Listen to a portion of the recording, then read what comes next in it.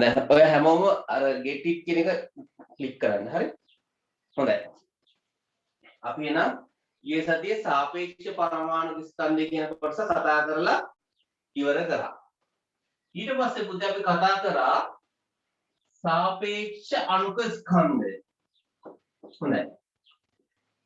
මොකද්ද සාපේක්ෂ අණුක ස්කන්ධය කියලා කියන්නේ? දැන් අපි දන්නවා හරි අපි හොඳටම දන්නවා හයිඩ්‍රජන් ගත්තත් ඔක්සිජන් ගත්තත් කාබන් ගත්තත් සල්ෆර් ගත්තත් නේද ක්ලෝරින් ගත්තත් මේ ගොඩාක් මූලද්‍රව්‍ය පුතේ තනියම ඉන්නේ නැහැ. ඇයි මේ ගොඩාක් මූලද්‍රව්‍ය තනියම ඉන්නේ නැහැ. මෙයා ගොඩාක් වෙලාවට බන්ධන හදා ගන්නවා. හයිඩ්‍රජන් වලට පුළුවන් H2 විදියට ඉන්නේ. ඔක්සිජන් ඉන්නේ O2 විදියට.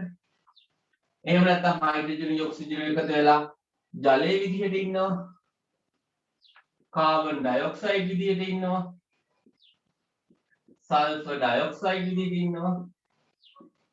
සෝඩියම් ක්ලෝරයිඩ් HCl මේ වගේ පුතේ මේ අපේ පරිසරයේ තියෙන ගොඩාක් මූලද්‍රව්‍ය පරමාණු තනියම ඉන්නේ නැහැ. මෙයා ගොඩක් වෙලාවට ඉන්නේ සංයෝග හදාගෙන. නේ? සාමාන්‍යයෙන් මිනිසුත් එහෙමනේ අවුරුදු 24 26 විතර මොකද වෙන්නේ? තනියම ඉන්නේ නැහැ. සංයෝග හදාගන්න. අපි කියනවා විවාහ වෙනවා. නේ? දැන් තනියම ඉන්න නිකන් ලැජ්ජයි වගේ බයයි වගේ. මේවත් සංයෝග හදාගන්න. එතකොට පුතේ අපිට හයිඩ්‍රජන් වලට වඩා වැදගත් වෙන්නේ H2 වල සාපේක්ෂ අණුක ස්කන්ධය. ඉතින් ඒක කොහොමද හදන්නේ? අපි සරල උදාහරණයක් ගමු හයිඩ්‍රජන් නේද?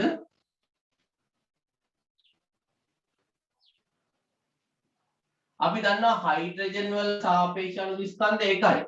එහෙනම් H2 ඒ කියන්නේ පරමාණු දෙන්නෙක් මේ පැත්තට දාන්න. එක පරමාණුවක් දාන්න එක කාබන් කැලලක් දැම්මම පරමාණු දෙකක් දාන්න. එහෙනම් හයිඩ්‍රජන්ගේ සාපේක්ෂ පරමාණු ස්කන්ධය පුතේ එකයි. පැහැදිලි නේද? පැහැදිලිද හැමෝටම? ළමයි ඔයාලට පැහැදිලිව පේනවද? ඔව් සර්. හොඳට පැහැදිලිවම පේනව නේද? කොයි හරි වෙලාවක හොඳට පැහැදිලිව පේනුනේ නැත්නම් මට ටක් ගාලා කියන්න මම ටක් ගාලා හදන්නම් එක. හොඳයි. අපි මේ දක්වා කතා කරා. අපි දැන් උදාහරණ කිහිපයක් බලමු. ඒකත් මතක් කරලා අපි දැන් ටක් ගාලා පාඩමට එමු. හොඳයි. උදාහරණයක්. ජලය. අපි කොහොමද පුතේ ජලයේ සාපේක්ෂ අණුක ස්කන්ධය හොයන්නේ? අපි දන්නවා හයිඩ්‍රජන් වල අණුක ස්කන්ධය පරමාණු ස්කන්ධය එකයි. ඔක්සිජන් වල 16යි. එහෙනම් ජලයේ හොයන්නේ පුතේ හයිඩ්‍රජන් වල එකයි. එක් වරක් දෙක. ඔක්සිජන් වල 16යි. 16 වරක් 18යි.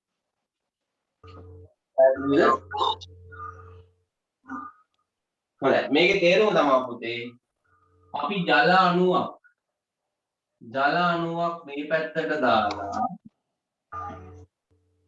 ඒක බැලන්ස් කරන්න අර 12න් එකේ කෑලි කීයක් දාන්න ඕනද 18ක් දාන්න ඕන කීයක් දාන්න ඕනද 18ක් දාන්න ඕන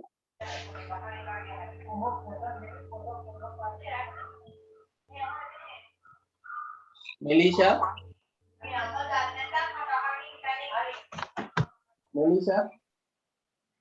හරි පැහැදිලිද පුතේ එහෙනම් H2O වල සාපේක්ෂ අණු ස්කන්ධය කියන්නේ 18යි ඒ කියන්නේ එක ජල අණුවක් බැලන්ස් කරන්න කැලි කීයක් දාන්න ඕනේද 18ක් දාන්න ඕනේ හරි අපි ඒතකොට ඊයේ සතියේ මේ ටික ගොඩක් කතා කරා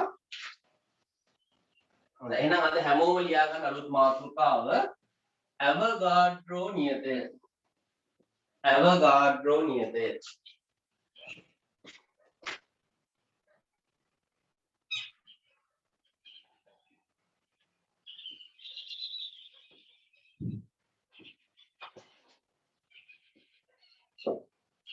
Avogadro නියතය. හැමෝම ලියා ගන්න අද මාතෘකාව Avogadro නියතය.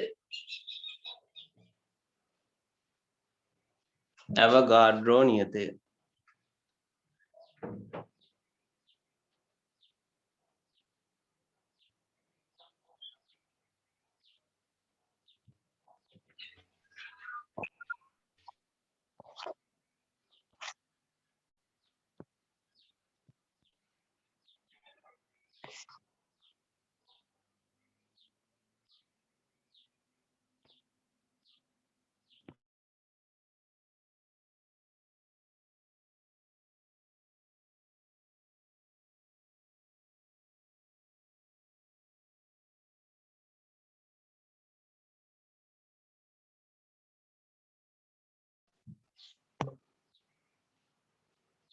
හැමෝම බලා ගන්න. හොඳට අහගන්න පුතේ. හරි. හොඳට අහගන්න. දැන් මෙන්න මෙහෙම වැඩක් තියෙනවා. හොඳට අහගන්න. හරි. අපි දන්නවා මේ පරමාණු ගත්තොත් පුතේ. පරමාණු ගත්තොත්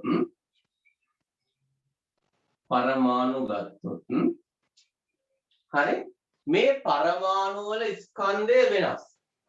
හයිඩ්‍රජන් ගත්තොත් හයිඩ්‍රජන් පරමාණු ස්කන්ධය වෙනස්.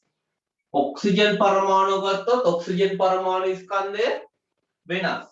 කාබන් ගත්තොත් කාබන් පරමාණු ස්කන්ධය වෙනස්. පැහැදිලිද? මම යට උදාහරණයක් කියලා ඉන්නම් ඔහොම. සමහර අර විදුලි සෝපාන වල ගහලා තියෙනවා නේද? විදුලි සෝපාන වල ගහලා තියෙනවා යා හැකි උපරිම ගණන 10යි කියලා. ඔයාලා හිතන්නේ මේක හරි ක්‍රමයක්ද වැරදිද? යන්න පුළුවන් උපරිම මිනිස්සු ගාන 10යි. එතකොට මේකට කෙට්ටු මිනිස්සු 10 දෙනෙක් නැග්ගොත් කිසි ප්‍රශ්නයක් නැහැ. හැබැයි මේකට ගොඩාක් මහත කට්ටිය නැග්ගොත් එහෙම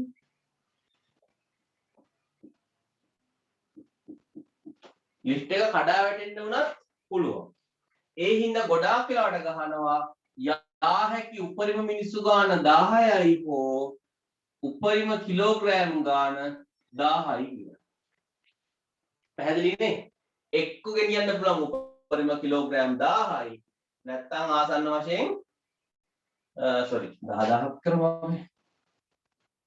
මිනිස්සු ගාන 100යි කියලා. ඒ කියන්නේ පුතේ මිනිස්සු ගත්තොත් මිනිසගේ මිනිසට ස්කන්ධය මොකද වෙන්නේ? ස්කන්ධය වෙනස්. මිනිසගෙන් මිනිසට ස්කන්ධය වෙනස්. සමහර මිනිස්සු අධික ලෙස තරබාරුයි. සමහර මිනිස්සු කෙට්ටුයි. එහෙනම් මිනිසුන්ගේ මිනිසුන්ගේ ස්කන්ධය වෙනස්. මේ හයිඩ්‍රජන් ඔක්සිජන් මේ පරමාණුත් එහෙමයි. ස්කන්ධය වෙනස්. මේ කිනාගේ ස්කන්ධය වෙනස්. එතකොට අපි හයිඩ්‍රජන් ග්‍රෑම් එකක් ගත්තොත් ඔක්සිජන් ග්‍රෑම් එකක් ගත්තොත් සහ කාබන් ග්‍රෑම් එකක් ගත්තොත් මේවා ඇතුලේ තියෙන්නේ එකිනෙකට වෙනස් පරමාණු ගණනක් තමයි තියෙන්නේ. පැහැදිලිද? දැන් අපි දන්නවා හයිඩ්‍රජන් කියන්නේ සැහැල්ලුම පරමාණුව. ඉතින් පුතේ ග්‍රෑම් එකක් ගත්තොත් එහෙම මේක ඇතුලේ හයිඩ්‍රජන් පරමාණු විශාල ප්‍රමාණයක්. ඒත් එක්ක බලන්න ඔක්සිජන් ග්‍රෑම් එකක් ගත්තොත් ඔක්සිජන් ටිකක් ස්කන්ධයෙන් වැඩි. මේ නිසා ඔක්සිජන් ග්‍රෑම් එකක තියෙන ඔක්සිජන් ප්‍රමාණය ටිකක් අඩුයි. එහෙනම් අපිට මේකෙන් තමයි හරි පැටලැවිල්ලක් තියෙනවා. ඒ කියන්නේ පරමාණු කොච්චරක් තියෙනවද ග්‍රෑම් කොච්චර තියෙනවද කියලා හොයාගන්න හරි අමාරුවක් තියෙනවා. මෙන්න මේකට හොඳ ක්‍රමයක් හම්බුණා ඇවෝගාඩ්‍රෝ කියන විද්‍යාඥයාට. මේකට හොඳ ක්‍රමයක් හම්බුණා කාටද? ඇවෝගාඩ්‍රෝ කියන විද්‍යාඥයා. මම ඕක මෙහෙම පැහැදිලි කරලා ලියන්නම්. හයිඩ්‍රජන් ග්‍රෑම් එකක් ගත්තොත් ඔක්සිජන් ග්‍රෑම් එකක් ගත්තොත් කාබන් ග්‍රෑම් එකක් ගත්තොත් යකඩ ග්‍රෑම් එකක් ගත්තොත් මේ වගේ තියෙන පරමාණු ගාන වෙනස්. එකිනෙකට වෙනස් පරමාණු ගානක් තමයි මේ ඇතුලේ තියෙන්නේ. පැහැදිලිද? හැබැයි ඇවගාඩ්‍රෝ කියන විද්‍යාඥයා අලුත් දෙයක් හොයාගත්තා. එයා කිව්වා මෙන්න මෙහෙම දෙයක්. අපි දන්නවා හයිඩ්‍රජන්ගේ සාපේක්ෂ පරමාණුක ස්කන්ධය එකයි. ඔක්සිජන්ගේ සාපේක්ෂ පරමාණුක ස්කන්ධය 16යි. කාබන්ගේ සාපේක්ෂ පරමාණුක ස්කන්ධය 12යි. නේද? අපි ගත්තොත් මැග්නීසියම්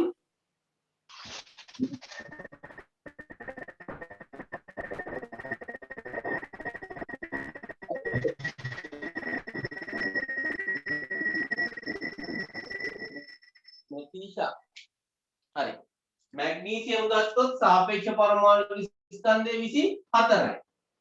ඒ කියන්නේ හැම වෙලේම ඔයාලා ඔළුවේ තියාගන්න ඕන මැග්නීසියම් වල සාපේක්ෂ පරමාණු ස්කන්ධය 24යි කියන්නේ මේ පැත්තට මැග්නීසියම් පරමාණුවක් දැම්මොත් ඒක බැලන්ස් කරන්න මේ පැත්තට අර C12 කෑලි 24ක් දාන්න ඕන. එච්චරයි කතාව. පැහැදිලිද? ඔන්න අපි දන්නවා තව එකක් ගමු.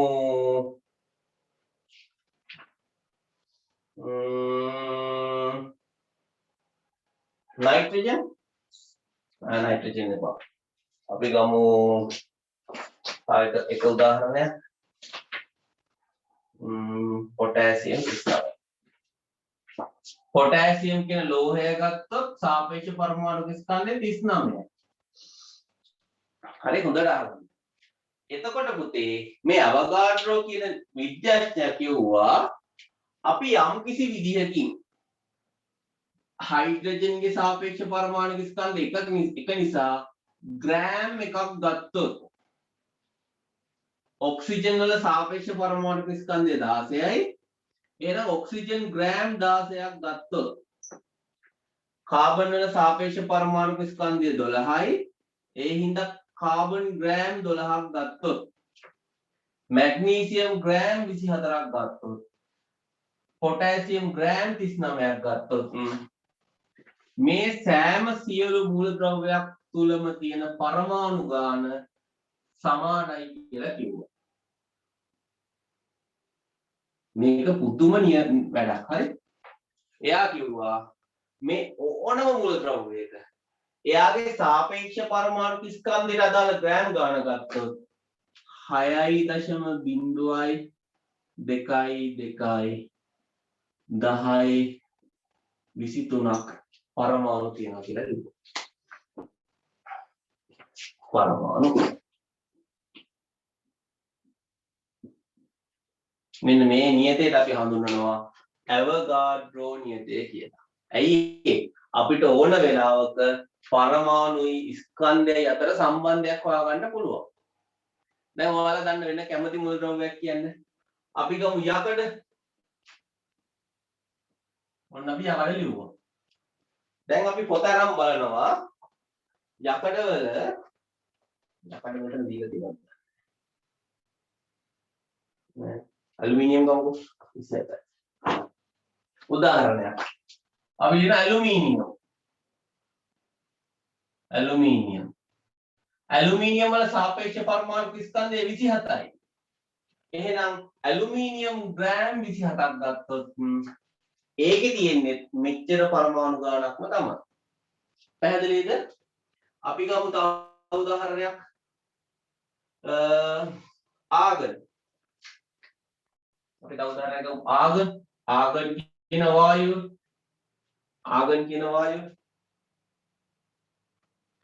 ආගන් වල සාපේක්ෂ පරමාණු ස්කන්ධය 40යි. එහෙනම් ආගන් ග්‍රෑම් 40ක් ගත්තොත් ඒත් පරමාණු මෙච්චරක් තියෙනවා. මේක මාර සම්බන්ධයක්. මම මේ පස්සේ කියලා දෙන්නම් ඇයි වැදගත් කියලා. මාර්ම වැඩක්. අපි ඉන්න මේ නියතේ කියනවා ඇවගාඩ්‍රෝ නියතය කියලා. පැහැදිලි නේද ළමයි? හොඳයි. ලියා ගන්න එහෙනම්. හොඳයි. ලියා ගන්න ළමයි.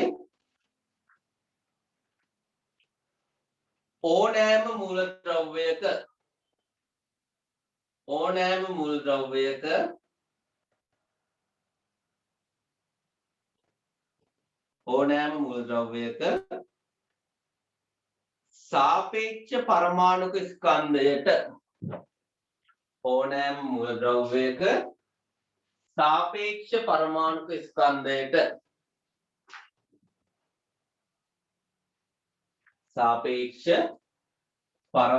ස්කන්ධයට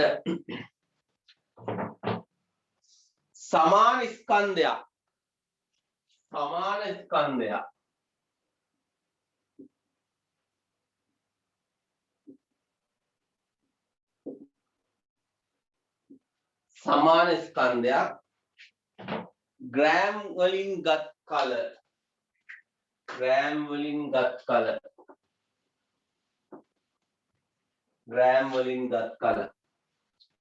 සමාන ස්කන්ධයක් ග්‍රෑම් වලින් ගත් කල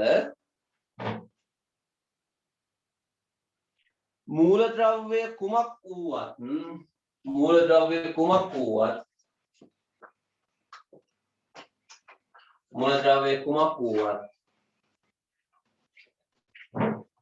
එහි ඇත්තේ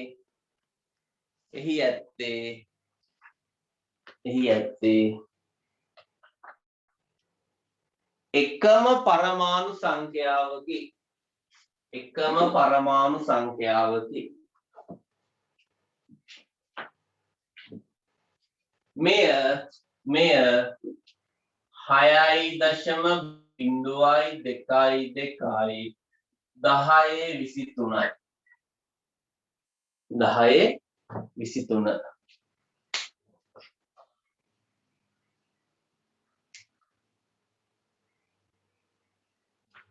6.22 වේ.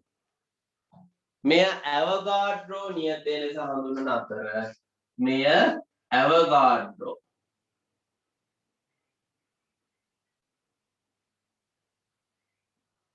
ඇවෝගාඩ්‍රෝ නියතය ලෙස හඳුන්වන අතර කැපිටල් L අකුරින් සංකේතවත් කරයි.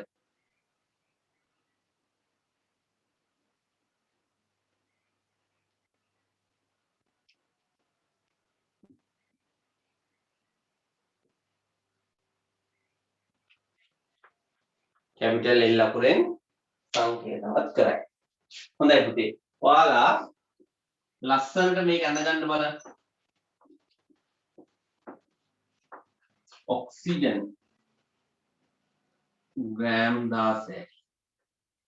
හයිඩ්‍රජන් ග්‍රෑම් 1යි. ඇලුමිනියම් ග්‍රෑම් 27යි. Potassium gram 39. මේ ඕන එකක ග්‍රෑම් වලින් ගත්තොත් තියෙන පරමාණු සංඛ්‍යාව මේක.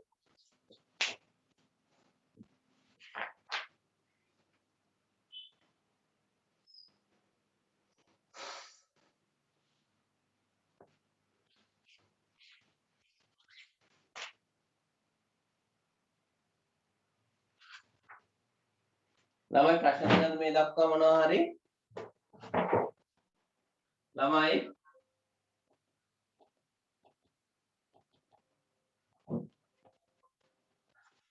බොහොම මේ කනගාටුදායක පණිවිඩයක් කියන්න තියෙනවා. කුසල්ගේ තාත්තා ඇක්සිඩන්ට් වෙලා කියලා කිව්වා. දැන් කෝල් කළා මට. තාම හොස්පිටල් එකේ ඉන්නේ සිහිය නැල්ලු. ඔයාලගේ කවුරු හරි පේරාදෙණිය හොස්පිටල් එකේ වැඩ කරනවා නම් මට චුට්ටක් කියන්න. මටත් අද පොඩ්ඩක් බලන්න යන්න උවමනාවක් තියෙනවා. හරි? ඔයාලා කවුරු හරි පේරාදෙණිය හොස්පිටල් එකේ වැඩ කරනවා නම් කියන්න. අනිත් එක විශේෂයෙන් මතක තියාගන්න බයිසිකල් එකෙන් පදිනවා නම් පුළුවන් තරම් පරිස්සම් වෙන්න. හරි?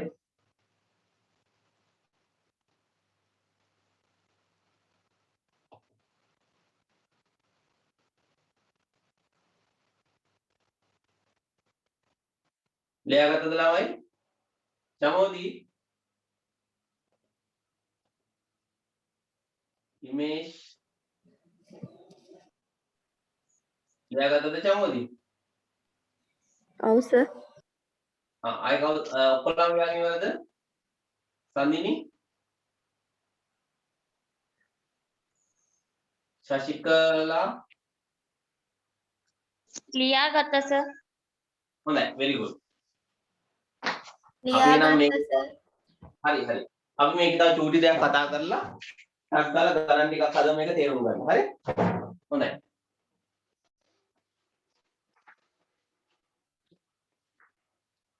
හොඳයි. හරි.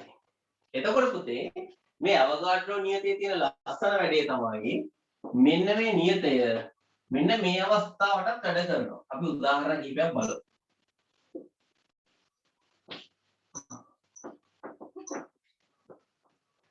හොඳයි.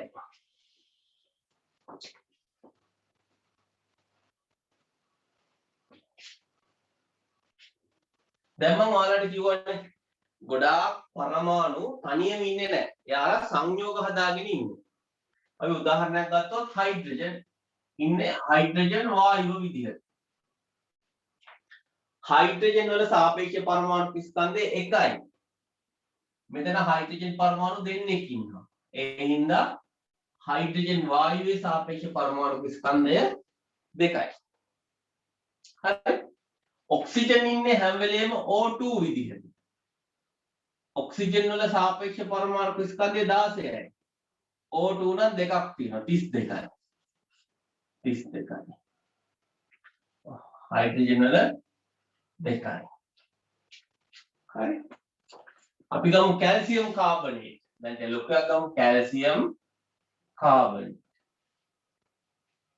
හරි. කැල්සියම් කාබනේට් වල සාපේක්ෂ පරමාණු ස්කන්ධය කීයද? අපි ඊයේ සතියේ හෙව්වා.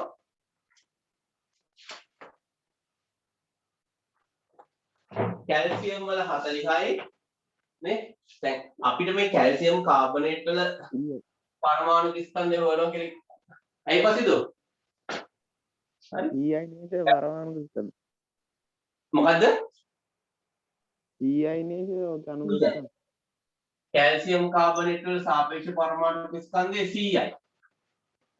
කාබන් ඩයොක්සයිඩ් ගත්තොත් කාබන් වල 12යි ඔක්සිජන්ලා දෙන්නෙක් ඉන්නවා 16යි 16යි 6යි 6යි 12යි 4යි 47 කාබන් ඩයොක්සයිඩ් වල 47යි. අපි ගමු ඇමෝනියම් නයිට්‍රජන් වල කීයද පුතේ 14යි හයිඩ්‍රජන් 3 දෙනෙක් ඉන්නවා 1යි 2යි 3යි කීයද 17යි. අපි තව එක්කෙනෙක් විතර සලකමු.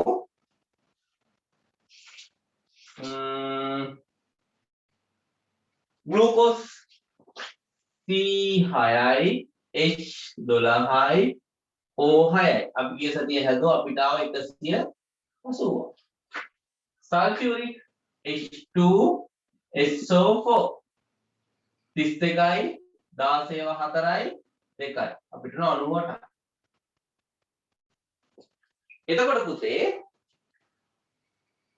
අපි මෙන්න මේ අණු වල අපි දන්නවා නම් සාපේක්ෂ අණුක ස්කන්ධ 2 32 100 සාපේක්ෂ අණුක ස්කන්ධය දන්නවා නම් මෙන්න මේ සාපේක්ෂ අණුක ස්කන්ධයක සමාන ග්‍රෑම් ගාණක් ගත්තොත් හයිඩ්‍රජන් වායුවේ ග්‍රෑම් 2ක් ඔක්සිජන් ග්‍රෑම් 32ක් කැල්සියම් කාබනේට් 100ක් කාබන් ඩයොක්සයිඩ් ග්‍රෑම් 44ක් ඇමෝනියා ග්‍රෑම් 17ක් ග්ලූකෝස් ග්‍රෑම් 180ක් සල්ෆියුරික් අම්ලයෙන් ග්‍රෑම් 98ක් ගත්තොත් මේකේ තුනක් පුතේ අණු තියෙනවා 6.0යි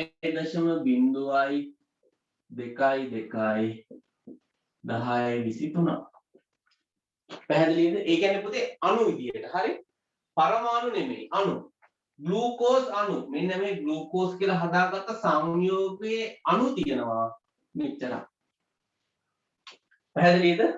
එහෙනම් පුතේ මේ අවගාඩ්‍රෝ නියතය මොනවටත් පොදුයිද? අණු වලටත් පොදුයි. හරි. පැහැදිලිද? මේකත් ලියා ගන්න පුතේ ටක් ගාලා. ලියාගෙන ඉවරලා ටක් ගාලා මට මයික් එක ඔෆ් කරලා ලියාගත්තා කියලා කියන්න.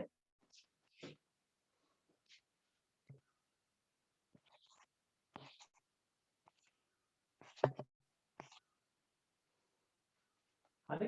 මේක ලියාගත්තා කියලා මට ටක් දාලා කියන්න. නැත්නම් මම දන්නේ නැහැ.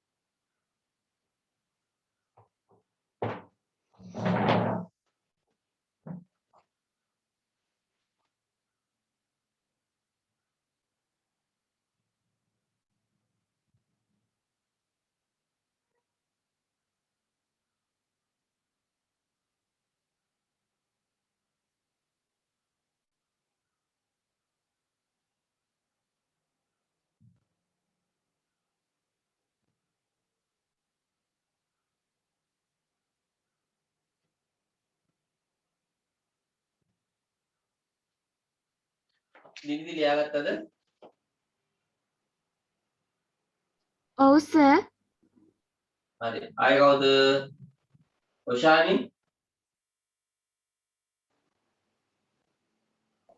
මම ලියාගත්තා සර්. හරි. හොඳයි. very good. හැමෝම ලියාගත්තනේ නේද? හොඳයි. අපි එහෙනම් ගණන් ටිකක් හදමු. විභාගයෙන් එන විදිහේ ගණන් ටිකක් හදමු. ගණන් දෙකක් තුනක් විතර. හරි? හොඳයි. පළවෙනි ගණන.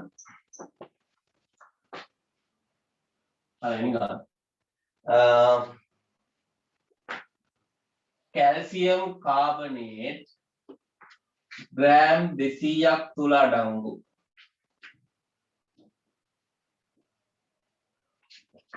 කැල්සියම් කාබනේට් අණු ගණන සොයන්න.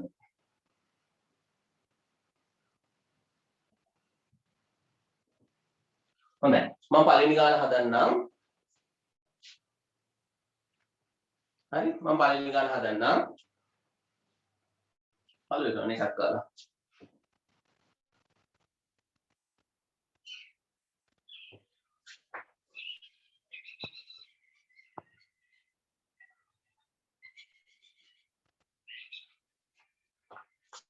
හරි කැල්සියම් කාබනේට් අණු ගණන සොයන්න. හොඳයි. ඉතින් එක පාට පළවෙනි බෝඩ් එක පොඩ්ඩක් හදනකම්.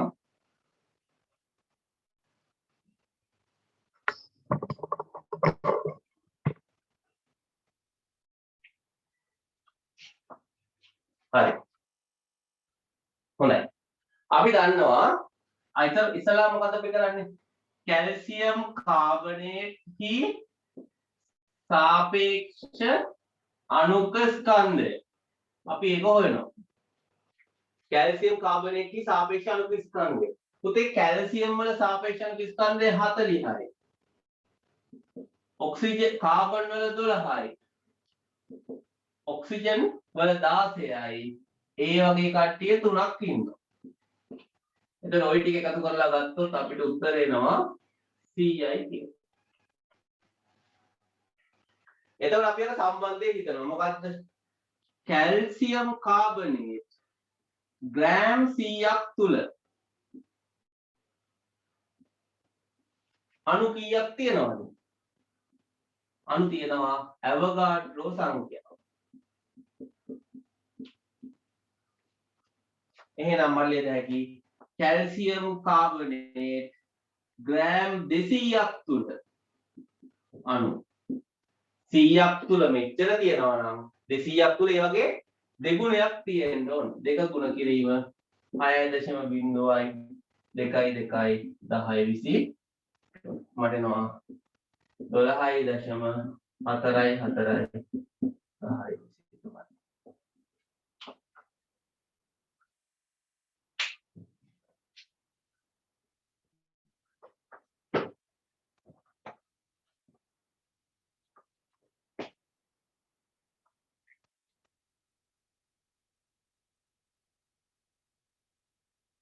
හරි මේක හදාගත්ත කට්ටිය මට මේ ගාන හදා කියන්නක් ගන්න.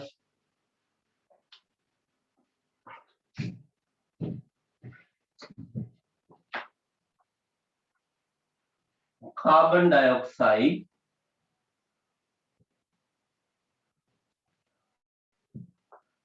ග්‍රෑම් 22ක් තුල අඩංගු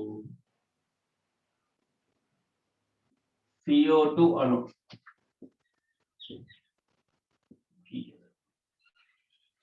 හදන්න මට හදන්න මට උත්තරේ කියන්නේ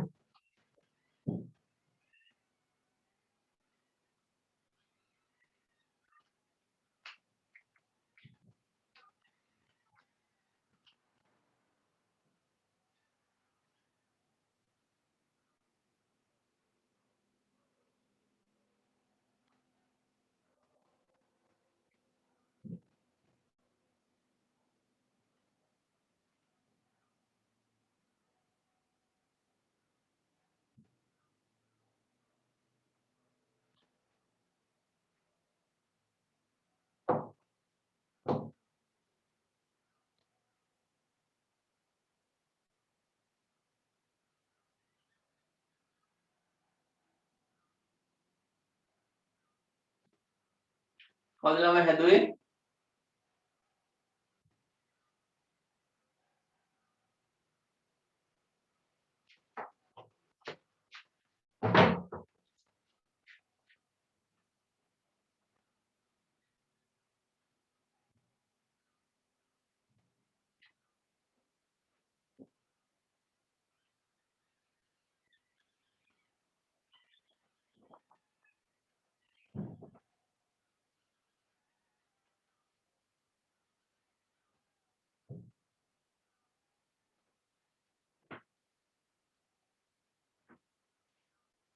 හොඳයි.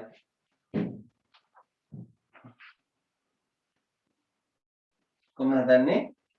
CO2 carbon dioxide ही सापेक्ष අණුක ස්කන්ධය කීයද පුතේ? කාබන් වල නම් 12යි ඔක්සිජන් වල 16යි ඒ වගේ දෙන්නෙක් ඉන්නවා. කීයද එතකොට? 44යි.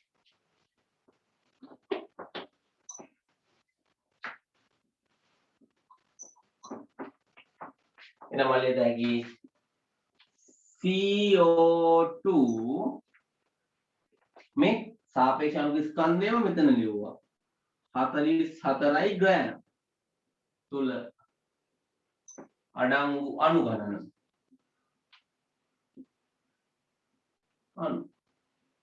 අපි දන්නවා සාපේක්ෂ පරමාණු ස්කන්ධයට සමාන ග්‍රෑම් ගණනක් ගත්තොත් තියෙනවා 6.22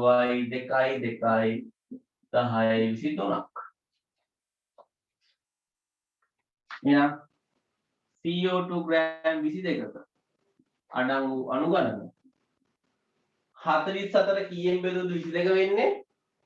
දෙකෙන් බෙදුවා. 44 දෙකෙන් බෙදුවම 22 වෙනවා නම් මේකත් අපි බෙදනවා දෙකෙන්.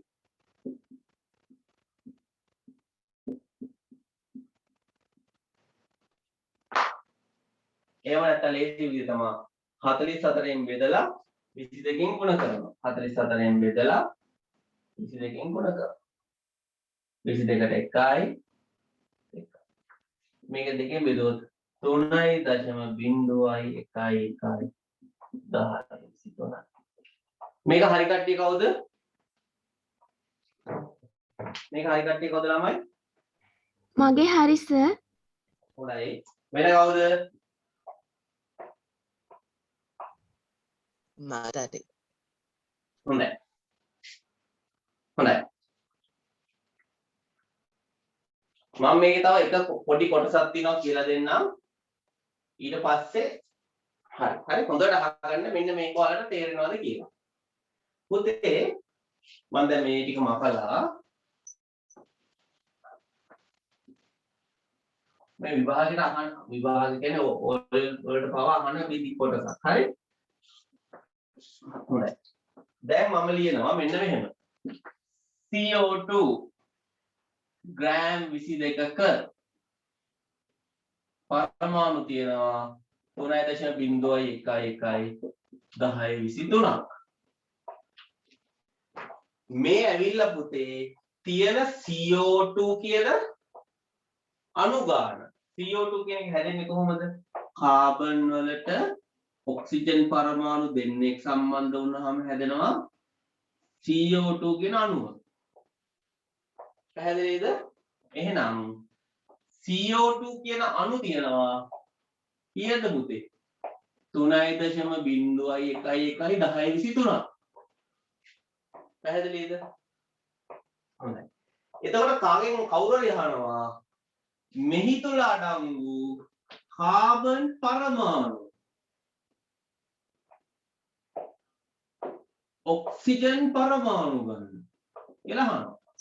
දැන් අපිට පේනවා සෑම කාබන් ඩයොක්සයිඩ් පරමාණුවකම එක කාබන් පරමාණු ගාන ඉන්නවා.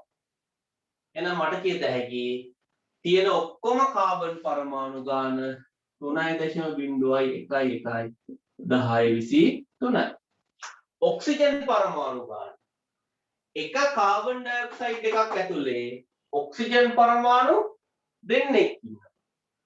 එහෙනම් තියෙන ඔක්කොම ඔක්සිජන් පරමාණු ගාන කීයද? 2 ගුණ කිරීම. ඒක තේරුණ කට්ටිය කවුද?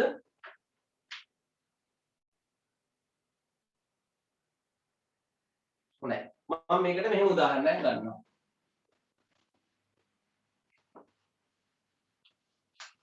එක්තරා විශේෂී රටක පවුලක ඉන්නේ අම්මයි පුතාලා දෙන්නයි විතරයි. එක්තරා සුවිශේෂී රටක එක පවුලක ඉන්නේ අම්මයි පුතාලා දෙන්නයි විතරයි. මෙන්න මේ වගේ පවුල් ඒ රටේ තියෙනවා 6.0222 අමාරුනේ. ඉතර සංකීර්ණ ඕනේ. ඒ වගේ පවුල් තියෙනවා පුතේ 100ක්. දැන් ඉතින් බලන්න. රටක පවුල් තියෙනවා 100ක්. ඒ හැම පවුලකම ඉන්නේ අම්මයි පුතාලා දෙන්නයි විතරයි. එහෙනම් මේ රටේ අම්මලා කීයක් ඉන්නවද? එහෙනම් මේ රටේ පුතේ අම්මලා කීයක් ඉන්නවද? අම්මලා 100යි. ඇයි? හැම පවුලකම එක අම්මයි. පවුල් 100යි නම් අම්මලා 100යි. සෑම පවුලකම පුතාලා දෙන්නෙක් සිටී. පවුල් 100ක් තිබේ. එහෙනම් පුතාලා කීයක් සිටීද? 200ක්. තේරුණාද? එහෙනම් පුතේ අපි අම්මා කියන එක හැම වෙලෙම අම්මා කියලා ලියන්න හරි කම්මැලි. එහෙනම් අම්මා වෙනුවට මම සංකේතයක් පාවිච්චි කරනවා C. පුතාලා කියලා හැම වෙලෙම ලියන්න කම්මැලි. එහෙනම් මම සංකේතයක් පාවිච්චි කරනවා O. ඕක ගැන හිතමු. CO2 100ක් තියෙනවා නම් අණු කාබන් කීයක් ඉන්නවද? 100ම තමයි ඉන්නේ. හැබැයි ඔක්සිජන් නම් 200යි. ඇයි? එක අණුවක් ඇතුලේ ඔක්සිජන් අණු දෙන්නේ. පැහැදිලිද පුතේ? හැමෝටම තේරුණාද? ඔව් සර්. අපි නම් ඒ වගේ පොඩි ගානක් හදව. ලියාගන්න තුන්වෙනි ගාන C6යි H12යි O6යි. ග්ලූකෝස් හි සාපේක්ෂ පරමාණුක ස්කන්ධය 180කි.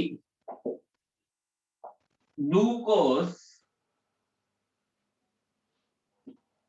ග්‍රෑම් 18ක අඩංගු එක ග්ලූකෝස් අණු ගණන 2 කාබන් පරමාණු ගණන 3 හයිඩ්‍රජන් පරමාණු ගණන සොයන්න.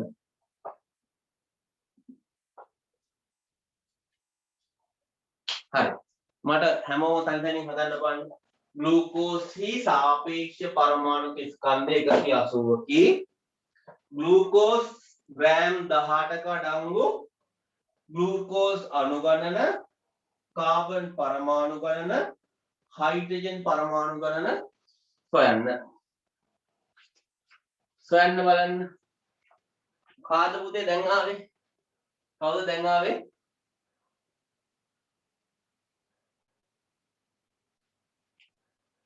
කවුද පුතේ දැන් ආවේ ගෲප් එකට ආවට කමන්නේ ආපු එක්කෙනා කවුද මේ මුල් ටික කියලා දෙන්න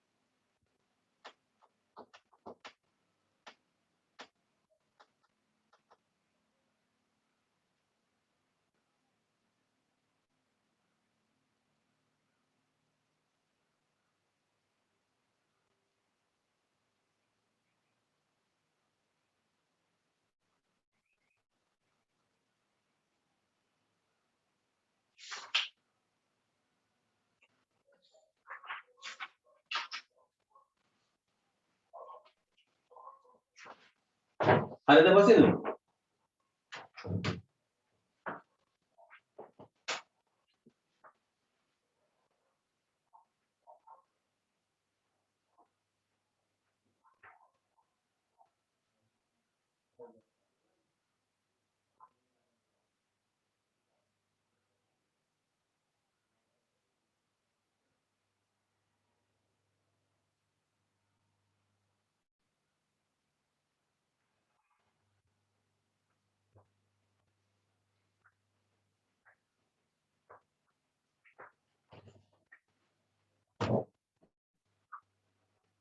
හොඳයි අපි යන හදමු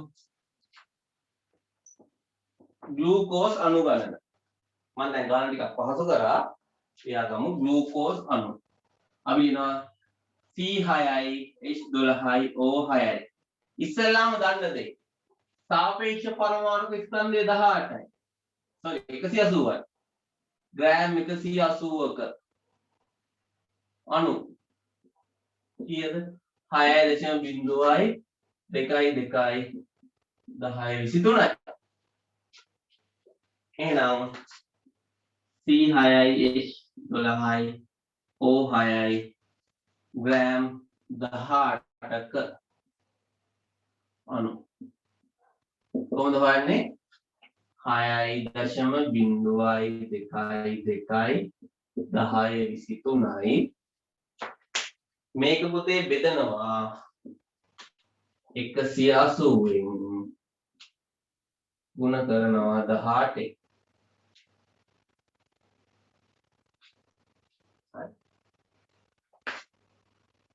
එතකොට පුතේ 18ට 1යි 18ට 180 ඒවා 10යි. ඒ කියන්නේ මේක බෙදන්න ඕන 10යි. 6.0යි 2.2යි 10.23 බෙදන්න ඕන 10යි. 6.0.2 10න් බෙදුවම කීයද? 10න් බෙදනකොට ඔයාලා ඉගෙන ගන්න ඇති මේ දශම ස්ථානයක් මුලින් ලියනවා. 0.6යි 2.2යි 10. ඔන්න උත්තරේ.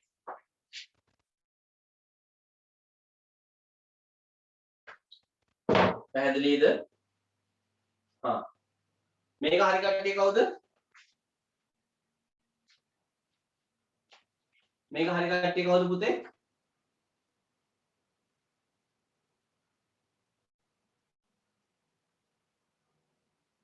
මගේ විතරයි හරි.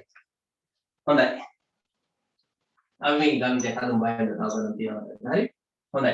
එහෙනම් දැන් පුතේ ඕක අපි ගියක් වගේ හිතමු. මෙතන ලියුත් පේනව නේද? ඔව්. හරි. අපි ඕක ගියක් වගේ හිතමු. C 6යි H 12යි O 6යි.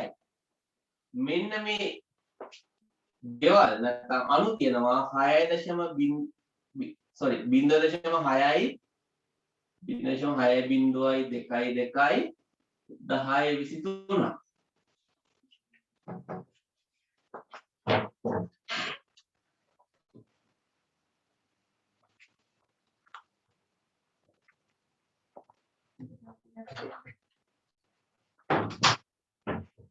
එතකොට පුතේ එක පරමාණුවක් ඇතුලේ කාබන් පරමාණු 6 දෙනෙක් ඉන්නවා. එහෙනම් මම ලියද හැකි ග්ලූකෝස් ග්‍රෑම් 18ක් තුල කාබන් පරමාණු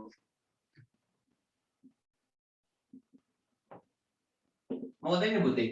මේ වගේ 6 ගුණයක් තියෙනවා. 0.6යි 0.2යි 2යි 10යි 23යි ගුණ කිරීම 6. දැන් උත්තරේ ඕනේ නැහැ. අදහස් විතරක් ඔලුවට ගන්න. එහෙනම් පුතේ මට කියන්න ග්ලූකෝස් ග්‍රෑම් 18ක් තුල හයිඩ්‍රජන් පරමාණු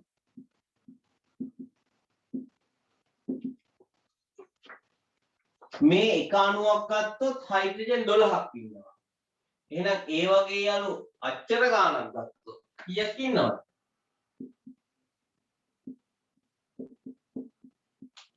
ගුණ කිරීම 12. පැහැදිලිද?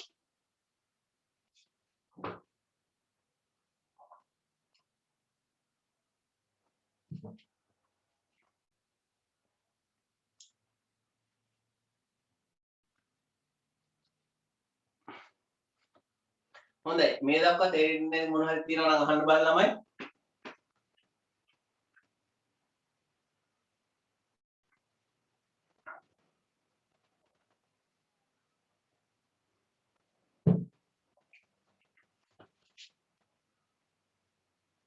මේ දක්වා තේරෙන්නේ නැති මොන හරි තියෙනවද? මේ ළමයි කතා කරන්නේ නැහැ. එක්කෝ මං හිතන්නේ Zoom එක දාන්න ආයි නිදිද පොරවගෙන. තමයි.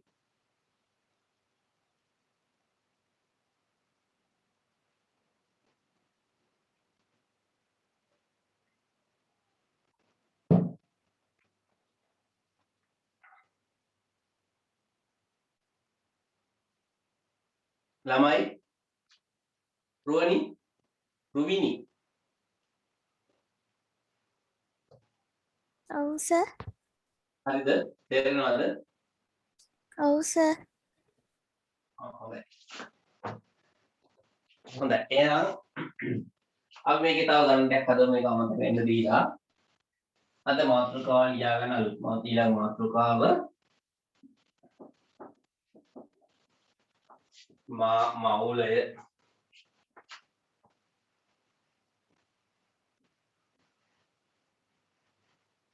මවුලය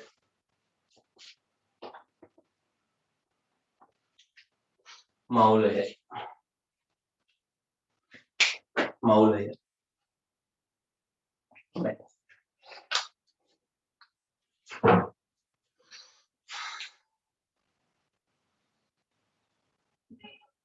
මවුල හරි අපි මවුලේ කතා කරන්න කලින් වෙන මොනවද පොඩ්ඩක් කතා කරමු. ඔයාලට මේ වෙනකොට තියෙන ප්‍රශ්න මොනවද? ඈ පුතේ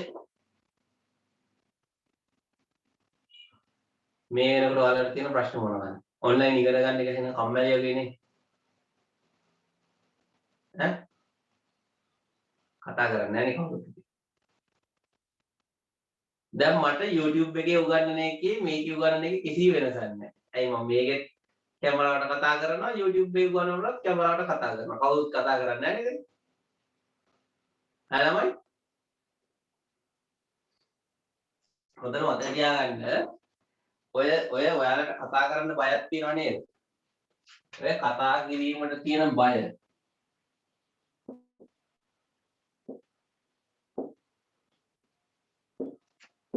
බය. ලැජ්ජාව. කොයි කාලේ ඉඳන්ද එන්නේ? නැත්තම් එහෙම එකක් ඔයාලගේ ජීවිතේ පොඩි කාලේ ඉඳන් තිබ්බද? හැමෝටම ඔයාලගේ කතා කිරීමේ තියෙන බය ලැජ්ජාව ආවේ කොයි කාලෙද? මම දවසක් මේ අහම්බෙනුත් නෙමෙයි අර Facebook එකේ මම දැක්ක පොඩි වීඩියෝ එකක්. හරි? ඒ වීඩියෝ එකේ මම දැක්ක නළුවෙකුයි ලංකාවේ ප්‍රසිද්ධ නළුවෙකුයි එයාගේ බිරිඳයි කොණ්ඩ දෙක උතනින්නේ බිරිඳයි එයාගේ බබයි. දැන් මේ ඇවිල්ලා ඉන්නවා උත් වැඩසටහනකට මේ නිවේදිකාවක් ඉන්නවා මෙතන. මට මතක නැහැ channel එක මොකක්ද කියලා. මට මතක දෙරණ හරි සිරස හරි ස්වර්ණවාහිනිය මම දන්නේ මොකක් හරි එකක. අපි හිතමුකෝ උදාහරණයක් විදිහට සිරස කියලා දෙරණ දෙරණකට ඇවිල්ලා ඉන්නවා. ඇවිල්ලා ඉතින් මේ ප්‍රෝග්‍රෑම් එක ඔක්කොම ඉවර වෙලා මේ නළුවා කියනවලා හරි ඔයාලගේ ප්‍රෝග්‍රෑම් එක බොරු කියනවනේ. ඔයාලගේ ප්‍රෝග්‍රෑම් එක හරි හොඳයි. අපි මේක හැමදාම ආසයෙන් බලනවා. අපි ඔයාලගේ ටීවී කරන නාට්‍ය විතරයි බලන්නේ කියලා නළුවා කියනවා. කියපු ගමන් පොඩි එකා කියනවා තාත්තේ අපි බලන්නේ සිරසනේ කියලා කියනවා. ඇයි? පොඩි එකාට ලැජ්ජාවක් නැහැ. ඌ හැම වෙලේම කතා කරන්නේ මොනවද? ඇත්ත විතරයි. දැන් මෙයා ආවේ මොකටද? අපි තුමු දෙරණ කියන්නේ.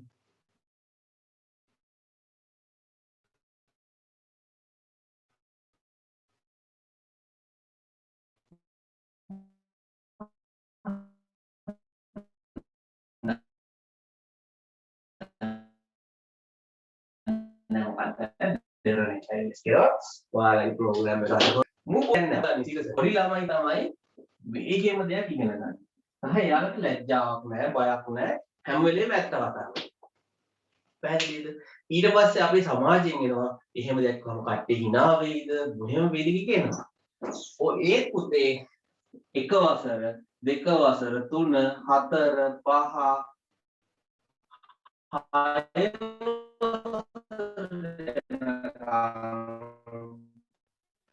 ළමයින්ගේ තියෙන මොකක්ද ප්‍රශ්න මෙහෙම වල උත්තර දෙනවා. අත උස්සගෙන කරන්න මෙහෙම තියෙනවා. 6 වසරට එනවා පොඩි මේක. අපි උත්තර දෙන්න ඕනේ. අර සමාජයෙන් එනවා. වැරදුනොත් එහෙම hina වෙයි. එතකොට මෙහෙම වෙයි කියලා එනවා. ඕක 8 දෙනකොට තව වැඩි. 9 18 එනකොට හොඳට වැඩි කතා කරන්නේ. දැන් ඔයාලට වෙලා තින්නේ. මෙහෙම වෙන්න හේතුව තමයි අපේ සමාජයේ තියෙන වටේම වෙන බලපෑම. යාළුවෝ hina වෙයිද? මට උත්තරේ වරදීද? පොඩි කාලේ උත්තර දුන්න ඔයා මෙතන වෙනස් වුණේ ඇයි? කවුරු නිසාද? සමාජය නිසා. මෙතන නම් ටිකක් ගාන්න කියනකොට ගාලි වරේ. දැන් මම පොල් ගාන්න කිව්වොත් පැත්ත බලා තියන්න. නේ? ප්‍රශ්නයක් අහුවොත් නැගෙන උත්තර දෙනවා. දැන් උත්තර දෙන්නේ නැහැ. ඒ කියන්නේ පුතේ අපේ මනසෙන් ඇයි අපේ මනස හදනවා අනිත් කට්ටිය hina වෙයි. පැහැදිලිද? අනිත් කට්ටිය hina වෙයි, මට බැරි වෙයි වගේ එකක් හදනවා. ඇයි? අපි තුල අපි හදා ගන්නවා අපේ හීනමානෙ මම තමා ලොක්කා. මම තමා ලොක්කා. උත්තර දෙන්න කියලා වැරදුනොත් ලොක්කා මොනවද? ලොක්කා සොක්කා වෙනවා. ඉන්න හොඳම දේ අපි කටවහමින් කියලා හිත හදාගන්න. පැහැදිලිද පුතේ? චුට්ටක් ඉන්න.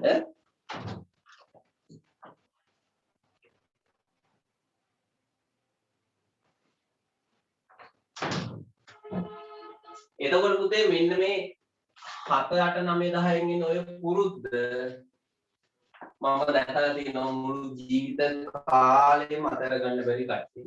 විශ්වවිද්‍යාලවලත් ඉන්න දැන් කැම්පස් එකේම ලෙක්චර් එකක් කරනකොට ප්‍රශ්නයක් අහුවට මලාට උත්තර දෙන්නේ. ඇයි ඒ? මෙන්න මේ පන්ති වලින් ඔලුවට ටිච්ච දේ. එතනනේ ඒ හින්දා ඒක අයින් කරගන්න අපේ ඉදිරි පැවැත්මටම තමයි ඒක හොඳ නැත්තේ. අපේ දියුණුවටම තමයි මේක බාධාවක් වෙන්නේ. පැහැදිලිද? ඒක මම මොන උදාහරණයකට ඔයාලට කියලා දෙන්නම්. හිතන්නකෝ පන්තියේ නේද? ඔයාලා මොකක් හරි දෙයක් ගැන හුදට දන්නවා. මොකක් හරි අපිට විද්‍යාව කියලාම උදාහරණයක් මම ගන්නම්. ඔයාලා විද්‍යාව ගැන හුදට දන්නවා. හැබැයි කවදාවත් උත්තර දෙන්නේ නැහැ. කට වහගෙනම ඉන්නවා. හරි. පන්තියේ සර්ලා හැමදාම උගන්වනවා ප්‍රශ්න අහනවා. එක ළමයෙක් ඉන්න උත්තර දී ගන්නත් බෑ. හැබැයි මූ පැන පැන උත්තර දෙනවා. අහනවා ප්‍රශ්න අහනවා උත්තර දෙනවා ඔහොම ඉන්නවා. අන්න හරි මොකකට හරි ළමෙක් වුණාම මේ සර්ට මතක් වෙන්නේ අර උත්තර නොදී හැමදේම දන්න ළමයාද මේ ළමයාද. ඒ කියන්නේ මූ තමයි ලක්ෂ්‍යය. මුල තමයි මොලේ තියෙන්නේ. ඒකනේ හැම වෙලේම ප්‍රශ්නයක් මෙයාව තමයි තෝරලා යවන්නේ. ඒතකොට කියනවා ඔය අකයට උඩ මම දන්නවා. ඇයි මාව තෝරගත්තේ නැත්තේ? එතකොට පුතේ වෙන්න තියෙන හදිය වෙලා ඉවරයි. සමහරවිට මෙයා අර වගේ ප්‍රෝග්‍රෑම් එකකට යනකොට තව වැඩිපුර පාඩම් කරලා ඒ ප්‍රෝග්‍රෑම් වලට ගිහිල්ලා කට්ටිය අඳුරගෙන නේද? තව තැන් වලට ගිහිල්ලා සමහරවිට මුළු ජීවිතේම වෙනස් වෙන තැන වෙන්න පුළුවන් ඒක. පැහැදිලිනේ? එහෙනම් ප්‍රශ්නයක් අහුව උත්තර දෙන්න. උත්තර දෙන්න නැත්නම් දන්නේ නැහැ කියලා හරි කියන්නේ. ඒතර අපි දන්නවලා ඉන්නවා. හරි. හොඳයි. මම ඔය කතාවේ පොඩ්ඩක් පාඩම මතක් කරලා දාන්න. හොඳයි. මෞලය.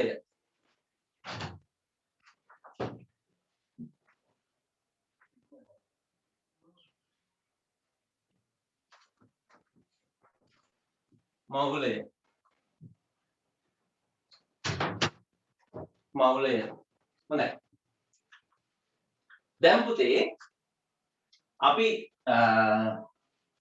හරි මම උදාහරණයක් කියලා පටන් ගන්නම්. උදාහරණයක් දුසිම.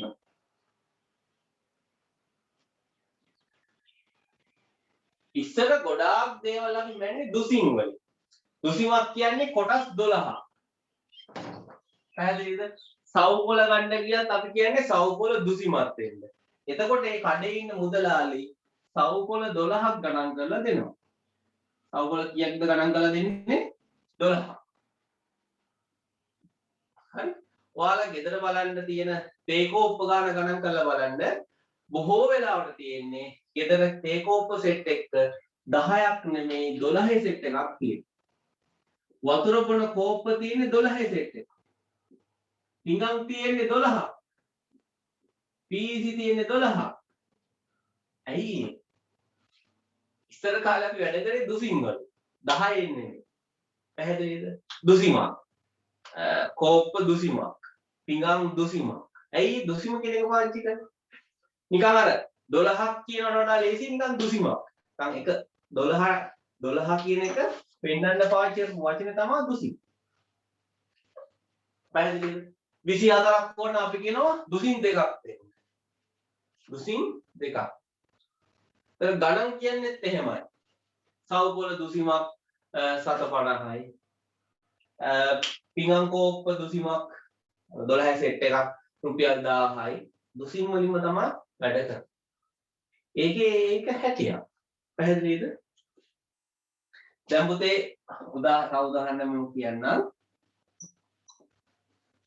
දැන් අපිනේ ගිහිල්ලා ෂෙඩ් එකට ගිහිල්ලා තෙල් ලීටරයක් නේ ඔයිල් ලීටරයක් ගන්නේ. හැබැයි ඔයාලා ඇමරිකාවේ ගියොත් ලීටර නෑ. එයාලා පාවිච්චි කරන්නේ ගැලුම්. ගැලුමක් කියන්නේ ලීටර 2.4ක්ද කොහෙද? ඒක එකක පාවිච්චි කරනවා. ඒකේ වරදක් නැහැ. පැහැදිලිද? ඔය වගේම ප්‍රශ්නයක් ආවා අපිට. විද්‍යාර්ථීන්ටත් ආවා. ඔය වගේම ප්‍රශ්නයක්. මොකක්ද ඒ ප්‍රශ්නේ? දැන් අපි හැමතැනම පාවිච්චි කරනවා 6.0222 1023යි කියලා ලොකු වගයක්. මේක ලියන්නම යනවා සෑහෙන වෙලාවක්. නේ? අනික මේක වරදින්න තියෙන ඉඩකඩත් වැඩි 1023 ලියන්න ඕන. ලියන්න වදේ. දශම තිත මැකෙන්න පුළුවන්. මැකුණොත් වෙනම කතාවක්.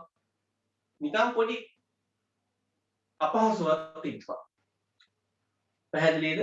මෙන්න මේ අපහසුව මඟ හැරව ගන්න අපි මෙන්න මේ ඒකකය හඳුන්වන්න වෙන කතාවක් ගෙනාව මවුලය කියලා. පැහැදිලිද? මෙයාලා කියනවා කාබන් 12 පැහැදිලිද? කාබන් 12 සමස්ථානිකයේ ග්‍රෑම් 12ක් තුල අඩංගු වන පරමාණු සංඛ්‍යාවට සමාන වන පදාර්ථ ප්‍රමාණය මවුලයක් කියනවා. ඒ කියන්නේ ග්‍රෑම් 12ක් තුල තියෙන පරමාණු ප්‍රමාණයට අලුත් නමක් දුන්නා මවුලයක් කියනවා. MOL මවුලයක් කියනවා. එහෙනම් කාබන් මවුලයක් කියලා කියන්නේ කාබන් මවුලයක ස්කන්ධය ගත්තොත් එතකොට ග්‍රෑම් 12යි තියෙන පරමාණු ගාන ගත්තොත් මේ ගාන. පැහැදිලිද? දැන් උදාහරණයක් ගමු අපි.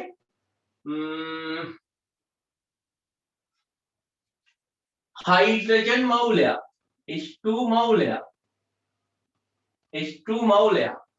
මවුලයක් තුල තියෙනවා පරමාණු නම් මෙච්චරක් ස්කන්ධය නම් ග්‍රෑම් 2ක්. පැහැදිලිද? ග්ලූකෝස් මවුලයක් එහෙනම් ග්ලූකෝස් මවුලයක තියෙනවා පරමාණු මෙච්චරක්. කැල්සියම් කාබනේට් මවුලයක තියෙනවා පරමාණු මෙච්චරක්. ඊළඟට අපි ගත්තොත් ඇමෝනියා මවුලයක් ගත්තොත් ඒක තුළ පරමාණු තියෙනවා 6.0.2.1023. එහෙනම් මවුලය කියන එක අපි පාවිච්චි කරන්නේ මෙන්න මේ අගය නිරූපණය කරන්න. එච්චර. වෙන දෙයක් නැහැ. පැහැදිලි ළමයි ඒක? හැමෝටම පැහැදිලිද? හොඳයි අපි ඒක ලියලා ඉවරලා උදාහරණ ටිකක් බලමු. ලියාගන්න.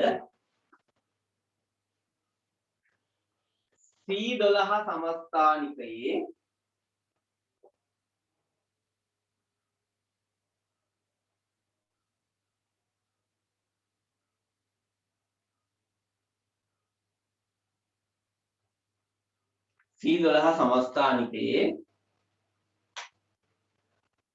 හරියටම කිරාගත් ග්‍රෑම් 12ක් තුල C12 සමස්ථානිකයේ හරියටම කිරාගත් ග්‍රෑම් 12ක් තුල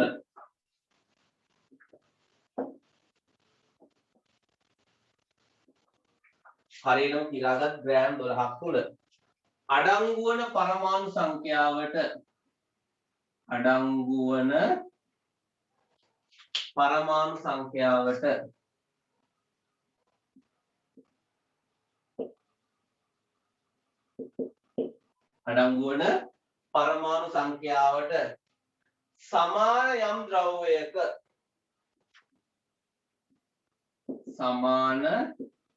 යම් ද්‍රව්‍යයක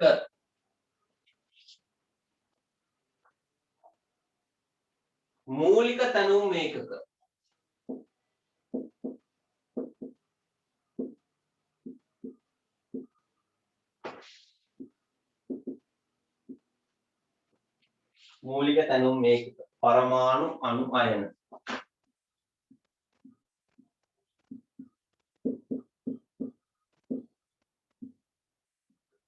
පරමාණු අණු අයන සංඛ්‍යාවක් අඩංගු මේක ලියාගන්න සංඛ්‍යාවක් අඩංගු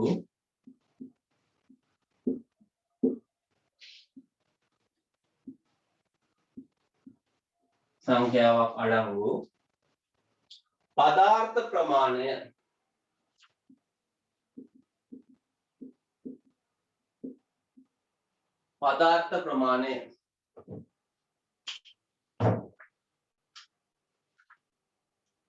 එකී ද්‍රව්‍යයේ මවුලයක් ලෙස හැඳින්වේ. එකී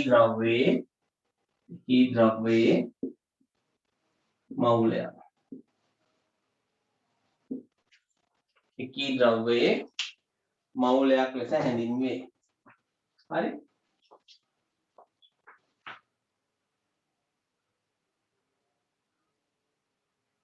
හොඳයි. හොඳයි පුතේ මේක සුට්ටක් අපහැදිලි නම් අපි උදාහරණයක් බලමු. හොඳයි. උදාහරණයක් බලමු අපි. උදාහරණයක් අපි ගමු ග්ලූකෝස් C6යි H12යි O6යි මවුලයක C12යි O6යි අණු මවුලයක් අණු මවුලයක මවුල කීයක් අණු කීයක් කියලාද පුතේ අණු ගණන අණු 6.0යි 2.2යි 10.23ක් තියෙනවා. C6යි H12යි O6යි අණු මවුල එකක ස්කන්ධය කොච්චරද පුතේ? මවුලයක ස්කන්ධය කියලා කියන්නේ මේකේ සාපේක්ෂ පරමාණුක ස්කන්ධය වෑම් වලින් ගත්තහම 180.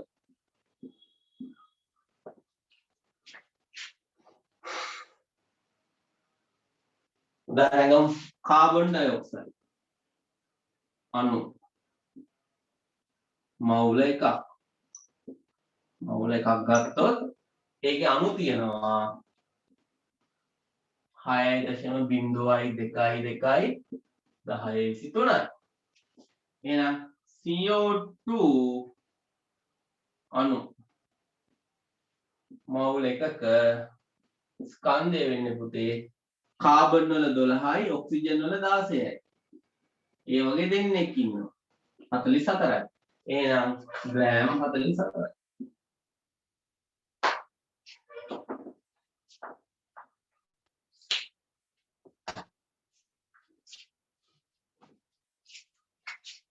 අණු මෝල් එකක ස්කන්ධය සාපේක්ෂ පරමාණු ස්කන්ධයම තමයි.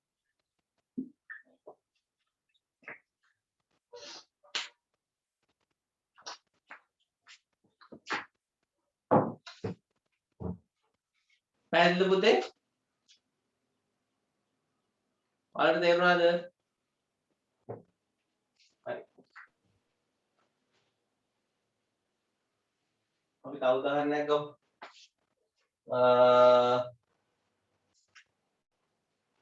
H2SO4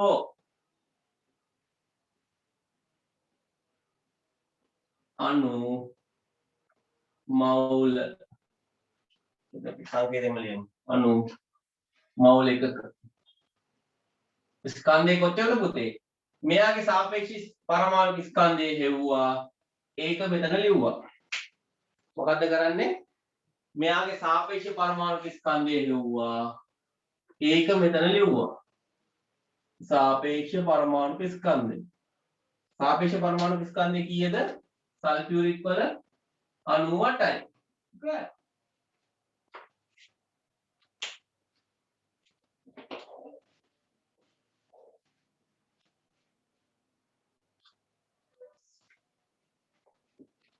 क्लोरीन अणु मौल एक මොකද කරන්න ඕන?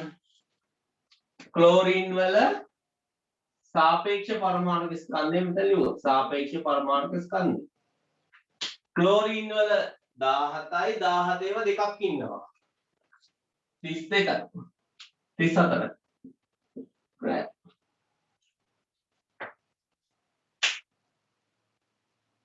sorry 70යි 35යි. 70යි. ක්ලෝරින් වල පුතේ 35.5යි.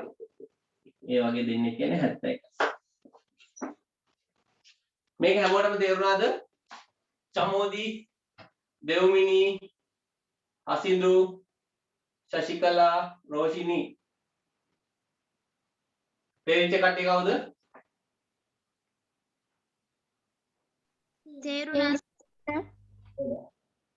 very good. ඒ අතන 98 වෙනකොට 110 නෙවෙයි දෙන්නේ. මොකද්ද? සල්ෆියුරික් වලද? ඔව් සර්. සල්ෆියුරික් වල අපි හදමු බලන්න. හයිඩ්‍රජන් වල 2යි H2SO4. මම හරියට මතක. H වල 2යි. සල්ෆර් වල කීයද?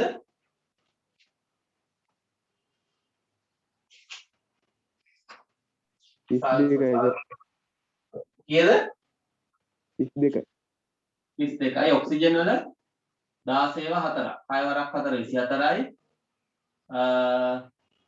4යි 5යි 6යි 64යි එතකොට පුතේ 64යි 32යි 2යි 4යි 8යි 6යි 3යි 9යි 98යි හරිනේ හරිද පුතේ හරි දන්නේ බොහොම හොඳයි එහෙනම් කමෙන්ට් එකක් දෙන්න තියෙනවා ටක් ගාලා අහන්න හොඳයි එතකොට තව චූටි කැලලක් තියෙනවා හරිම ලේසි හරි මෙන්න මේක අපි හඳුන්වනවා මෞලික ස්කන්ධය කියලා මෞලයක ස්කන්ධය කියලා ඊළඟ අලුත් මාතෘකාව මෞලික ස්කන්ධය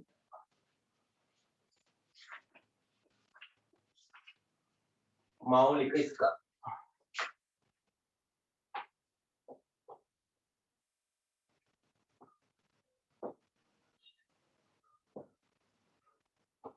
මෞලික ස්කන්ධය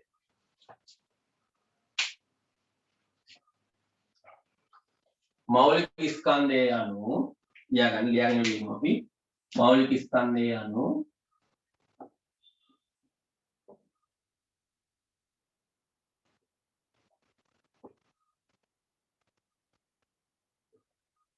මෞලික ස්කන්ධය අනුව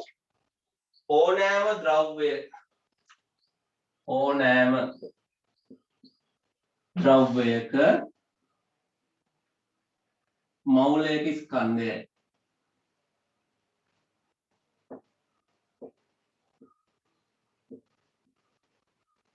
ස්කන්ධයයි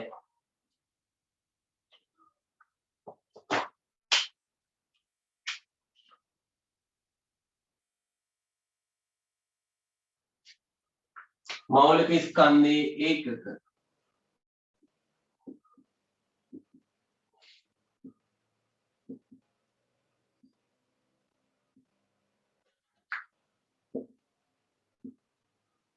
gram per mole ඔන්න ඔය යාගන්න මම මේක කියලා දෙන්නම් මොකක්ද ඒකකේ gram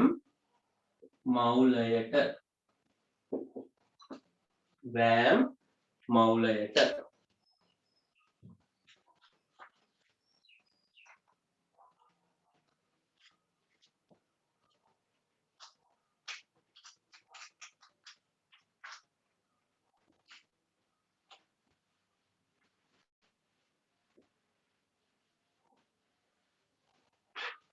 හොඳයි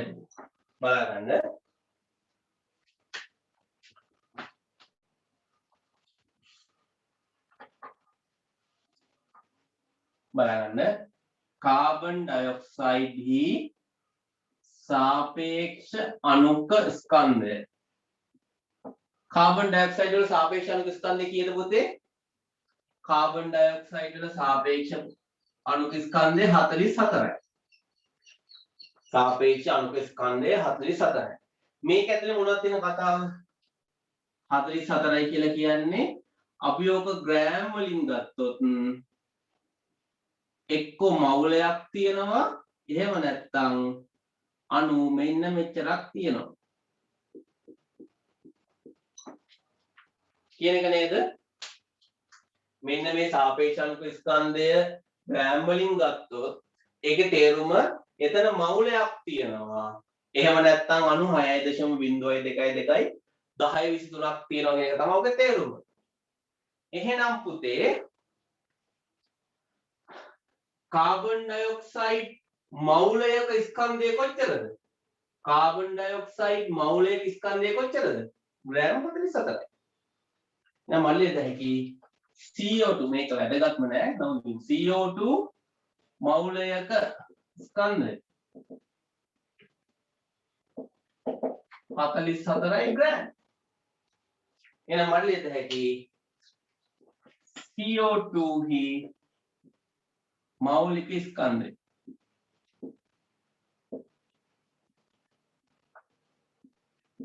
44යි ග්‍රෑම් මෞලයට මේක තේරුම් නැත්නම් කියන්න පුතේ ටක් ගාලා තව වරක් කියලා දෙන්න මම තව උදාහරණයක් ගන්නම්. සර් ආයෙ පාරක් කියලා දෙන්න. හරි මම කියලා දෙන්නම්. මේක ලියා ගන්න ඉස්සර ටක් ගාලා.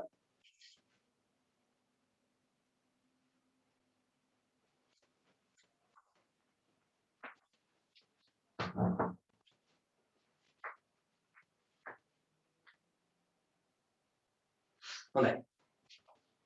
හොඳට අහගන්න. හරි? සම්පාර මම කියලා දෙන්නම්. कैल्शियम कार्बोनेट ही सापेक्ष अणुक स्कंदය. कैल्शियम වල 40යි 12යි 52යි 52යි 16ව තුනකුයි. එනවා මට සාපේක්ෂ අණුක ස්කන්ධය 100ක්. පුතේ මෙන්න මේ 100 කියන එකෙන් අපිට පොඩි දේවල් ගොඩක් කියත හැකියි. අපි ඒක කලින් කතා කරා. ඔය සාපේක්ෂ අණුක ස්කන්ධය පුතේ ග්‍රෑම් වලින් ගත්තොත් සාපේක්ෂ අණුක ස්කන්ධය පුතේ ග්‍රෑම් වලින් ගත්තොත් මේක ඇතුලේ කැල්සියම් කාබනේට් අණු තියෙනවා 6.0222 1023. මේකට අපි කියනවා එක මවුලයක් කියලා. එහෙනම් කැල්සියම් කාබනේට් ග්‍රෑම් 100ක පුතේ එක මවුලයක් තියෙනවා. එක මවුලයක් තියෙනවා. තේරුණාද? කැල්සියම් කාබනේටි සාපේක්ෂ අණුක ස්කන්ධය 100යි. අපි ග්‍රෑම් 100ක් ගත්තොත් අණු මෙච්චරක් තියෙනවා. අණු මේ ගානට අපි නමක් දෙනවා මවුලයක්. එහෙනම් ග්‍රෑම් 100ක මවුලයක් තියෙනවා. එහෙනම් මල්ලියට හැකි කැල්සියම් කාබනේට් මවුලයක ස්කන්ධය 100යි ග්‍රෑම්. නාලියනවා කැල්සියම් කාබනේට් හි මෞලික ස්කන්ධය කීයද? 100යි ග්‍රෑම් මවුලයට. මේකත් ඇඳලා ලියන්න බලන්න.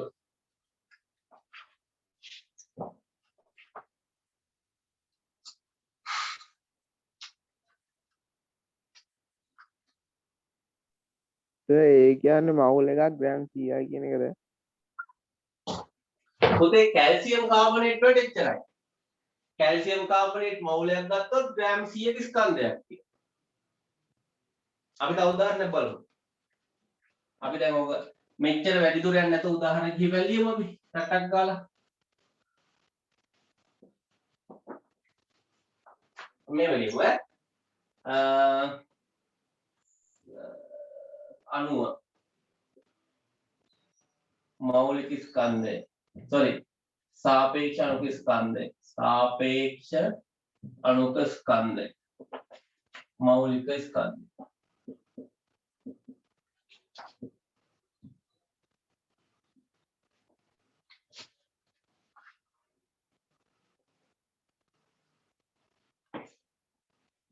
පොකේ ලියන්න හොඳට.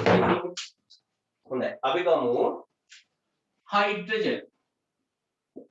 අපි දන්නවා හයිඩ්‍රජන් නි සාපේක්ෂ අණුක ස්කන්ධය 2යි. ඒ කියන්නේ හයිඩ්‍රජන් ග්‍රෑම් 2ක් ගත්තොත් එහෙම මේක තුල මවුලයක් තියෙනවා. ඒ කියන්නේ මෞලික ස්කන්ධය වෙන්නේ මොකද්ද පුතේ? 2යි ග්‍රෑම් මවුලයට. කියන්නේ මවුලයක ස්කන්ධය පුතේ ග්‍රෑම් 2යි. ඇමෝනියා 14යි 17යි. සාපේක්ෂ පරමාණු ස්කන්ධය 17යි. ඒ කියන්නේ ඇමෝනියා ග්‍රෑම් 17ක් ගත්තොත් එතන මවුලයක් තියෙනවා. ඒ කියන්නේ මෞලික ස්කන්ධය වෙන්නේ 17යි ග්‍රෑම් මවුලයට.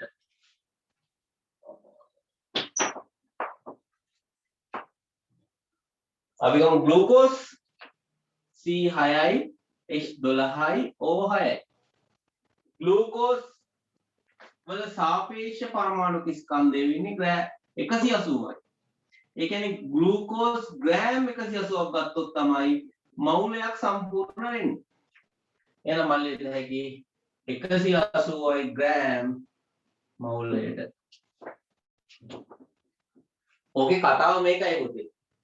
අපිට පරමාණු මවුලයක් හදාගන්න එක ඒ වගේ විවිධ ස්කන්ධ ගන්න ඕන. හයිඩ්‍රජන් නම් ග්‍රෑම් 2ක් ගන්න ඕන. ඇමෝනියා නම් ග්‍රෑම් 17ක් ගන්න ඕන. ග්ලූකෝස් නම් ග්‍රෑම් 180ක් ගන්න ඕන. කැල්සියම් ඔක්සයිඩ් 40යි 16යි ඊයද 56යි. කැල්සියම් ඔක්සයිඩ් වල 56යි. එහෙනම් කැල්සියම් ඔක්සයිඩ් වල මෞලික ස්කන්ධය වෙන්නේ 56යි ග්‍රෑම් මවුලයට.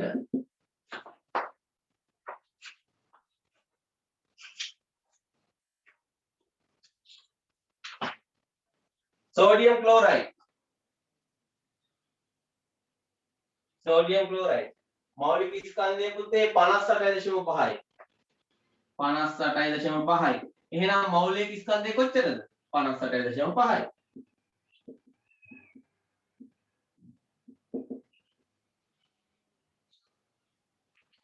මේක තේරෙනවද හැමෝටම?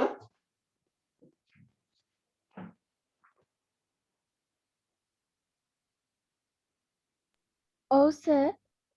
හොඳයි. එතකොට ග්‍රෑම් 500ක් කියනකොට මෞලික ස්කන්ධය ග්‍රෑම් 500යිනේ. ඇයි නෑ පුතේ? මොකද්ද පසින්දු?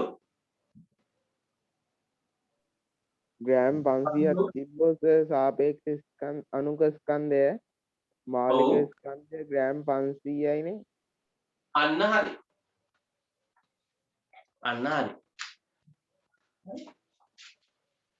සාපේක්ෂ අණුක ස්කන්ධය කොච්චරද? ඒක තමයි මෞලික ස්කන්ධය වෙන්නේ. උදාහරණයක් කියන්නම්.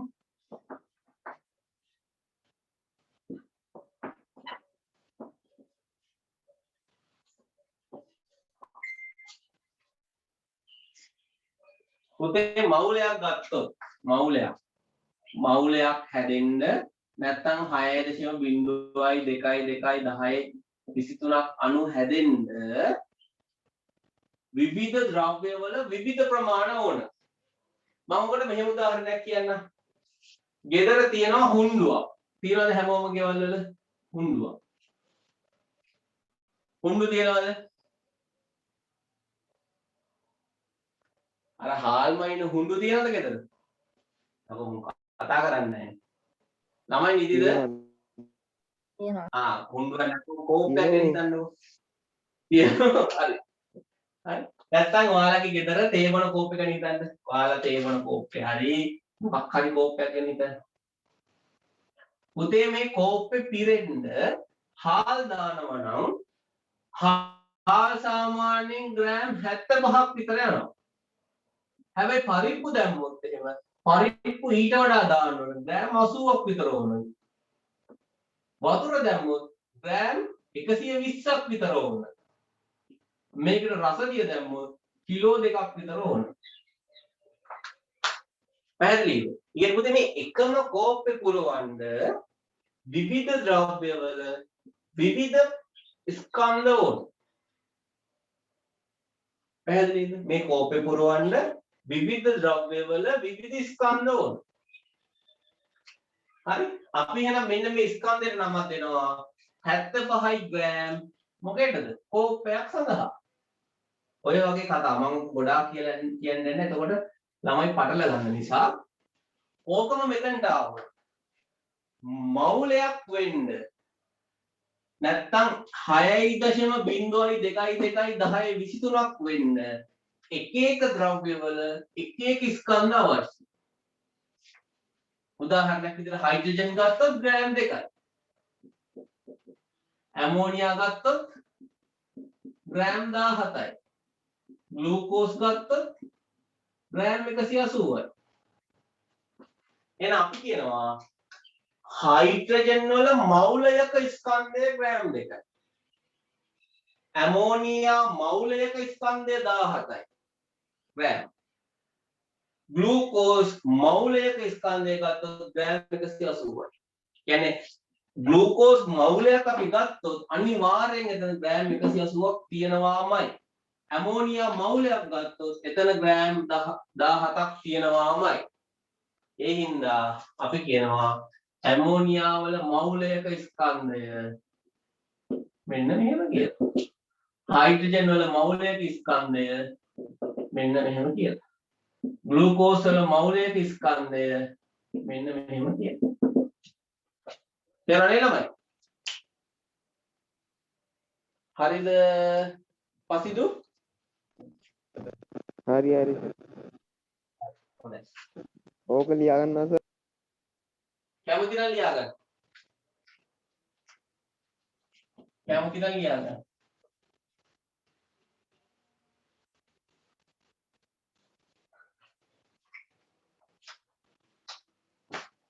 මේ ඉච්චරද නේ? හොඳයි. දැන් මම චූටි තව පොඩි සමීකරණයක් තියෙනවා අපි මේක කියලා දෙන්නම්. ඊට පස්සේ ඔයාලා ටියුට් එක සම්පූර්ණ කරන්න මම ටියුට් එකේ ගණන් ටික YouTube වීඩියෝ එකක් යවන්නම්. එතකොට ඔයාලගේ ආයේ පන්ති ඔරියන්ට් එකේ පන්ති පටන් ගන්න කම්ම ළමයි හොඳට මතක තියාගන්න බදාදා 6:30 ඉඳලා 8:30 වෙනකන් තියෙනවා. කවුරු හරි කැමතිද මේක 6ට පටන් ගන්න? මම මේක 6 කරන්නද පුතේ? 6 ඉඳන් 8 වෙනකන් කරමුද? හා සර්. හරි. එහෙනම් ආයේ හැමදාම පන්ති තියෙන්නේ බදාදා 6යි 6 ඉඳලා 8 වෙනකන්.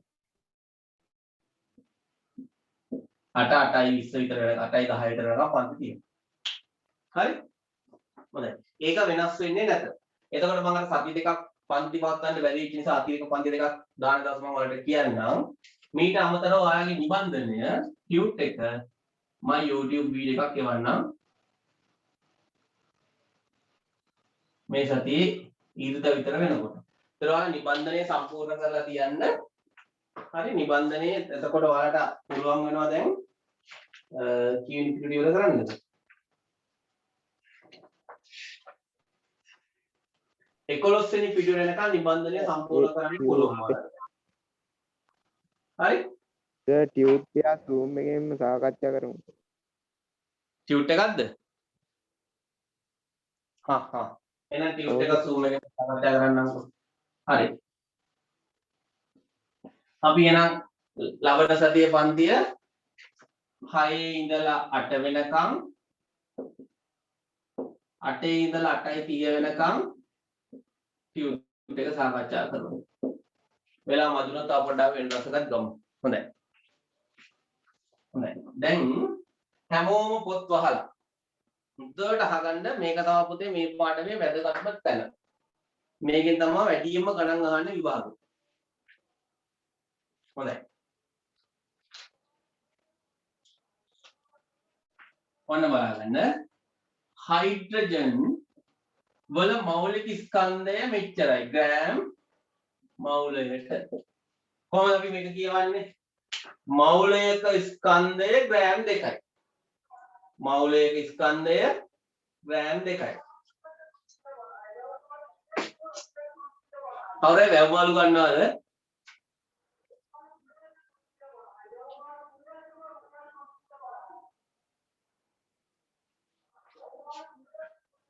වැව්මාළු කිලෝ එකම 350යි. හරි. පුතේ මෙන්න මේක කොටස් දෙකකට අපිට කන්න ලියත හැකියි. මෙන්න මෙහෙම. එක විදිහක් තමයි හයිඩ්‍රජන් ග්‍රෑම් දෙකක් ගත්තොත් එතන මවුල එකක් තියෙනවා. හරි? හයිඩ්‍රජන් ග්‍රෑම් දෙකක් ගත්තොත් එතන මවුල එකක් තියෙනවා.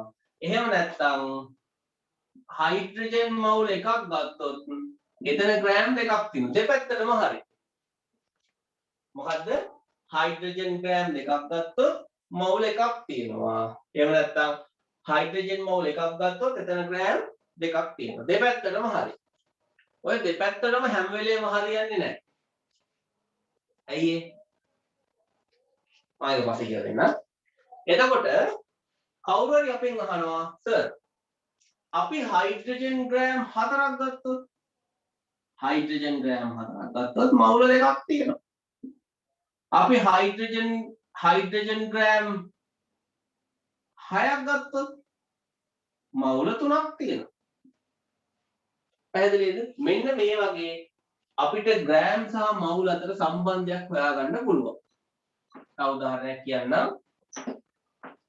කවුරු අහනවා සර් අපි හයිඩ්‍රජන් ග්‍රෑම් 10ක් ගත්තොත් මවුල දෙකක නම් ග්‍රෑම් දෙකක තියෙන්නේ මවුල එකයි.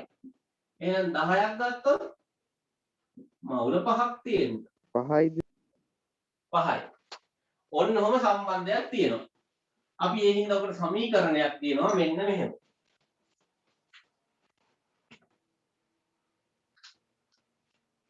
මවුල ගණන සමානයි ද්‍රව්‍ය ස්කන්ධය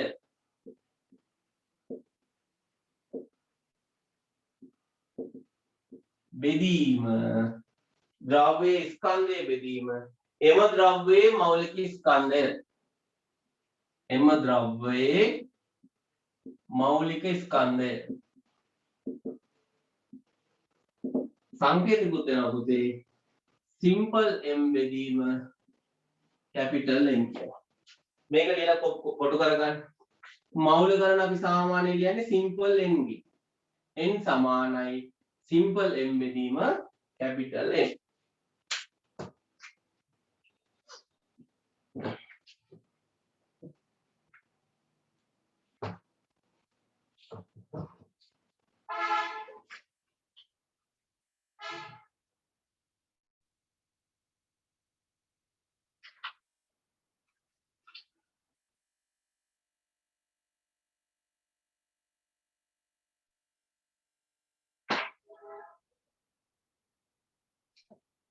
හොඳයි. අපි මේ ගානක් හදමු.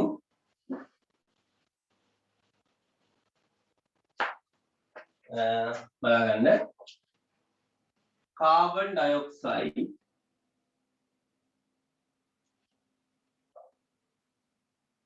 ග්‍රෑම් 88ක ඇති මවුල ගණන.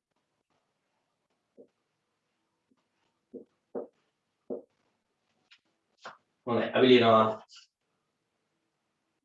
CO2 මවුල ගණන සමානයි CO2 ස්කන්ධය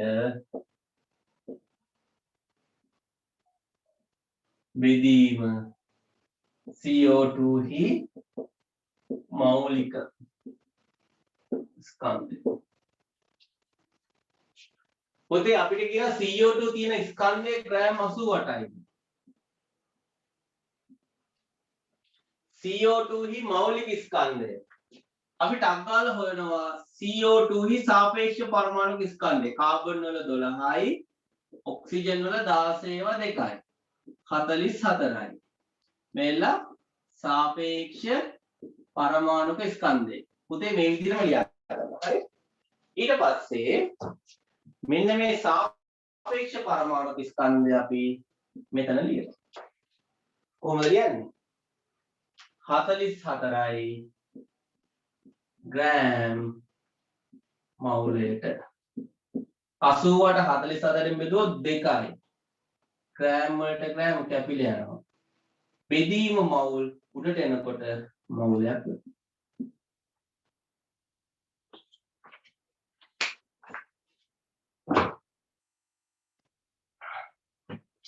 පැහැදිලිද?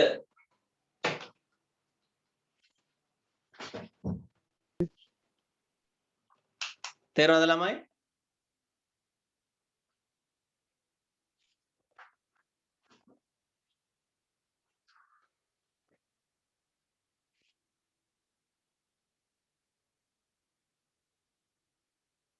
හරිද ළමයි?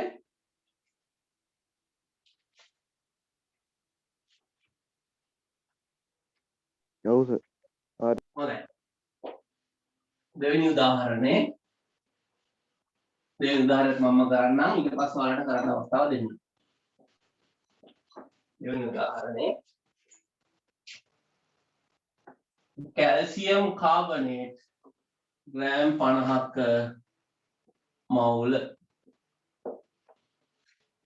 කැල්සියම්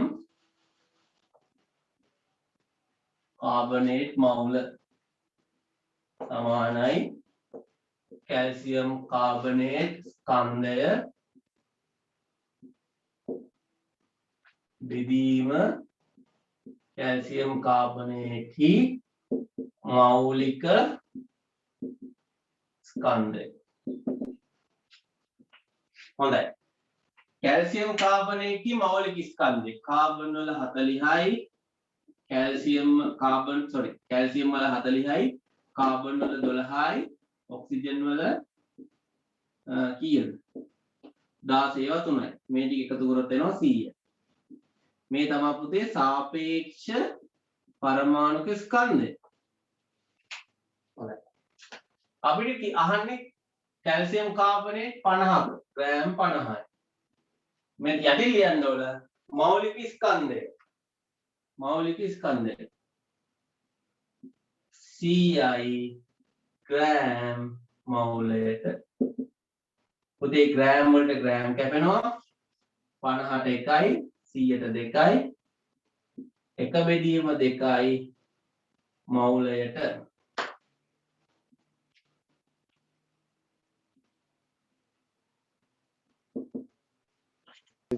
MOL කියලා කියන්න වයිද? මොකද්ද? ඔතන දෙකකින් එක කියන්න දොස්ත ඍණ දෙක කියන්න බැයිද? ඍණ දෙක එහෙම කියන්න බෑ. ඒක අහපේක හොඳයි. පුතේ වෙන් බලාගන්න. ඒකේ වෙනසක් තියෙනවා. මම මේක ඉස්සර හදාගන්න ඉස්සර මම කියලා දෙන්නම්. මේක හදාගන්නකො. නැත්නම් ඔයාලට උත්තරේ දාන්න හැකි 0.5යි මවුල කියලා.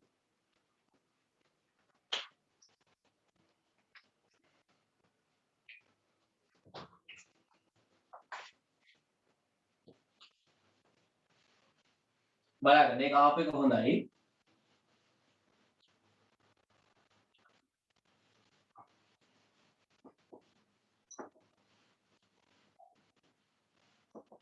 හොඳයි හැමෝම බලාගන්න. පුතේ භාගය කියන්නේ ඍණ දෙක නෙමෙයි මේක වැරදි. කාට හරි ආසාවක් තියෙනවා නම් එහෙම ලියන්නේ නැහැ සාමාන්‍යයෙන්. අපිට භාගය ලියත හැකි මෙන්න මෙහෙම. දෙකේ ඍණ එක කියලා. මේ දෙක දෙකක් ඈ. භාගය කියන්නේ ඍණ දෙක නෙමෙයි මේක වැරදි. භාගය වල ලියත හැකි දෙකේ ඍණ එක කියලා. මෙන්න මේ ඍණ එකේ කියන එකේ තේරුම තමයි මේකේ ඇත්තම කතාව එකයට භාගය කියන්නේ. ඔයාලා කොහෙද දකින්නවා? 4 ඍණ 1 වෙනි බලය කියන. මේ කියන්නේ පුතේ ඍණ 1 නෙමෙයි. මේ කියන්නේ 1 බෙදීම 4 කියන. එතකොට පුතේ ඔයාලා දැක්කොත් කොහේ හරි මවුල ඍණ 1 කියලා මේකේ තේරුම තමයි 1 බෙදීම මවුල කියන්නේ. එහෙනම් පුතේ 1යට මවුල උඩට එක් කරන් යනකොට මවුල ඍණ 1 වෙනවා. හැබැයි යට හිටිය ඍණ විදිහට උඩට එක් කරන් යනකොට තවත් ඍණ එකක් ඇවිල්ලා ඍණයි දිනයි ධන වෙනවා. පැහැදිලිනේ? හරිනේ පසිදු? හරි හරි සර්. හරි. ready. මම ඔයාලට දැන් ගණන් පහක් දෙනවා හැමෝම හදලා දැම්ම හදලා මට අද දවල් වෙන්න කලින් WhatsApp කරන්න. හරි? පළවෙනි ගාන. ඇමෝනියා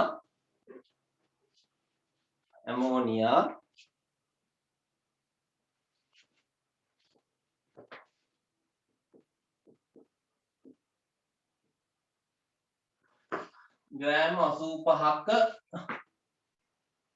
මවුල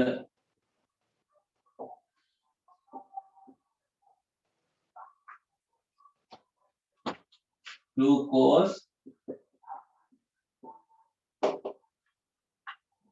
ග්‍රෑම් 9ක මවුල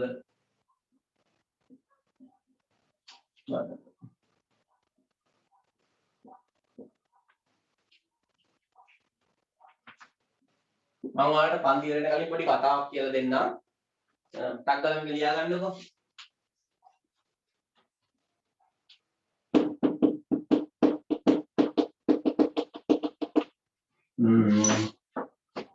දැන් ඔක්සිජන් ග්‍රෑම් 160ක මවුල ගණන. හතරවෙනි ප්‍රශ්නේ කාබන් ඩයොක්සයිඩ් මවුල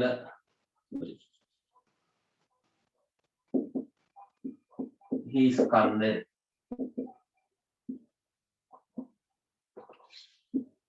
පහ.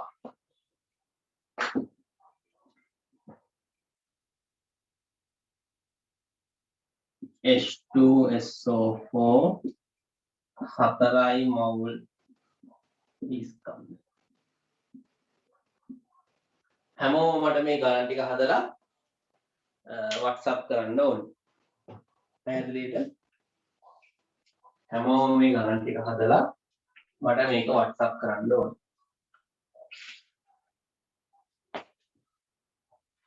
ලියාගෙන ඉවරද පුතේ?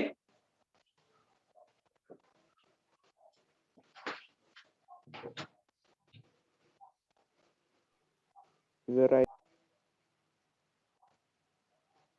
මෙතිෂා මෙලිසා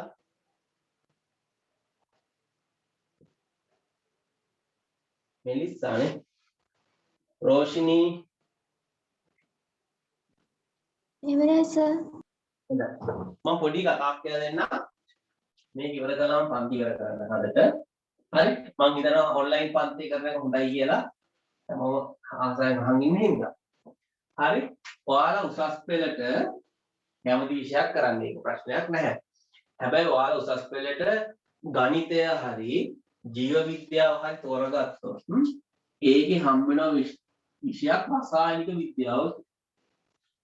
රසායනික විද්‍යාව කියන පාඩම උගන්වනකොට පළවෙනි මාස දෙක තුන උගන්වනවා ඉතාමත් චූටි කොටසක් රසායනික ගණනය කිරීම කියන.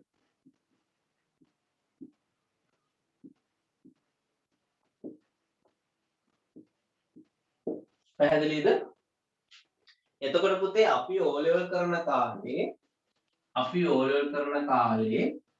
ඔයාලා දැන් ඔය ඉගෙන ගන්න කොටස අපිට O level වලට ඉගෙනුවේ නැහැ. මවුල ඇවෝගාඩ්‍රෝ නියතය මේවා O level වලට ඉගෙනුවේ නැහැ. මේවා ඉගෙනුවේ උසස් පෙළ. හරි අපිට ඔය පාඩම තිබ්බේ නැහැ. එතකොට උසස් පෙළට ඕක උගන්වනකොට ඔයිට වඩා තව ගොඩක් දේවල් තියෙනවා උගන්වනවා ඔය ටික ඔක්කොම. හරි මේ කොටස ඇත්තටම පුතේ විභාගයට ලොකු ප්‍රශ්නයක් විදිහට අහන ප්‍රශ්නයක්වත් නෙමෙයි. පොඩි කොටසක්. හැබැයි මේ කොටස ඉතිරි සියලු පාඩම් වලට පැහැදිලිද? ඉතිරි සියලු පාඩම් වලට මේ කොටස ඕන. මේ කොටස නැතුව ඊළඟ ගණන් හදන්න බෑ. එතකොට පුතේ මම දැකපු දේ තමයි A level කරන කාලේ මෙන්න මේ පාඩම හුත්තටම තේරුම් ගත්තා. සමහර ළමයි හිටියා රෑ නිදි මරාගෙන මේ කොටසම කරා. රසායනික ගණනය කිරීම මවුල උත්තම විදියට මහන්සිලා හැදුවා. හරි සරලත්ව මේක පොඩි කොටසක්. තව රසායනික විද්‍යාවෙන් වඩා ගොඩාක් ලොකුයි කියලා. හැබැයි මේ කොටස හුත්තටම තේරුම් ගත්ත කට්ටියට මේ ගොඩාක් පාඩම් වල ගණන් ටික හදන්න හරි ලේසි වුණා. ඒ ගොඩාක් කට්ටිය රසායන විද්‍යාවට A එකක් B එකක් ගත්තා. පැහැදිලිනේ? ඒ තරමටම ඔයාලා ඉගෙන ගන්න පාඩම වටිනවා. ඒ හින්දා මේක ඔළුවේ ටක් ටක් ගාලා වැඩ කරන්න පුළුවන් වෙනවා. මවුල ඇහුවොත් ස්කන්ධය කියන්නේ ස්කන්ධය ඇහුවොත් මවුල කියන්නේ එක පරමාණුවක් ඇතුලේ තව පරමාණු කෙනෙක් කියන්නේ ඕක ඔළුවේ වැඩ කරන්නේ. ඕක වැඩ කරනකොට පුතේ ඔයාලට ටට්ටක් ගාලා අනිත් කටියට වඩා පාඩම ගැන හිතන්න පුළුවන්. අපිට තව ඉස්සරහට හම්බ වෙනවා තව සාන්ද්‍රණය කියලා කෑල්ලක්. සාන්ද්‍රණය නේ ඒවට යනකොට මේ ටික හොකට පුළුවන් වෙලා තියෙන්න ඕනේ. එහෙනම් පුතේ මම මේ වීඩියෝ එක රෙකෝඩ් කරා YouTube එකකට දාන්නම් කාට හරි නොතේරුනොත් ආයෙ බලන්න. අනිවාර්යෙන් මම ඔය දුන්න ප්‍රශ්න පහ කරලා ටියුට් එකක් කරන්න අපි ලබන ටියුට් එක සාකච්ඡා කරමු. අපි මේකේ තව හොඳ ගණන් ටිකක් තව සතියක් දෙකක් ගිහලා හදමු.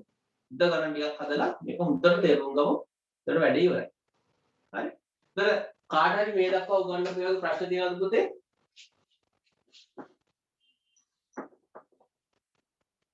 එහෙනම් ඔයාලා මේ ඉගෙන ගන්නේ අපි දැන් උසස් පෙළ ඉගෙන ගත්ත කොටසක් ඈ.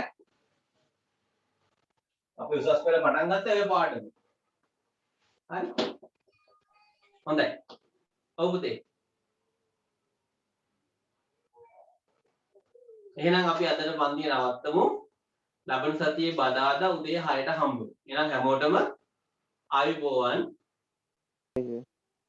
ආයුබෝවන් සර්.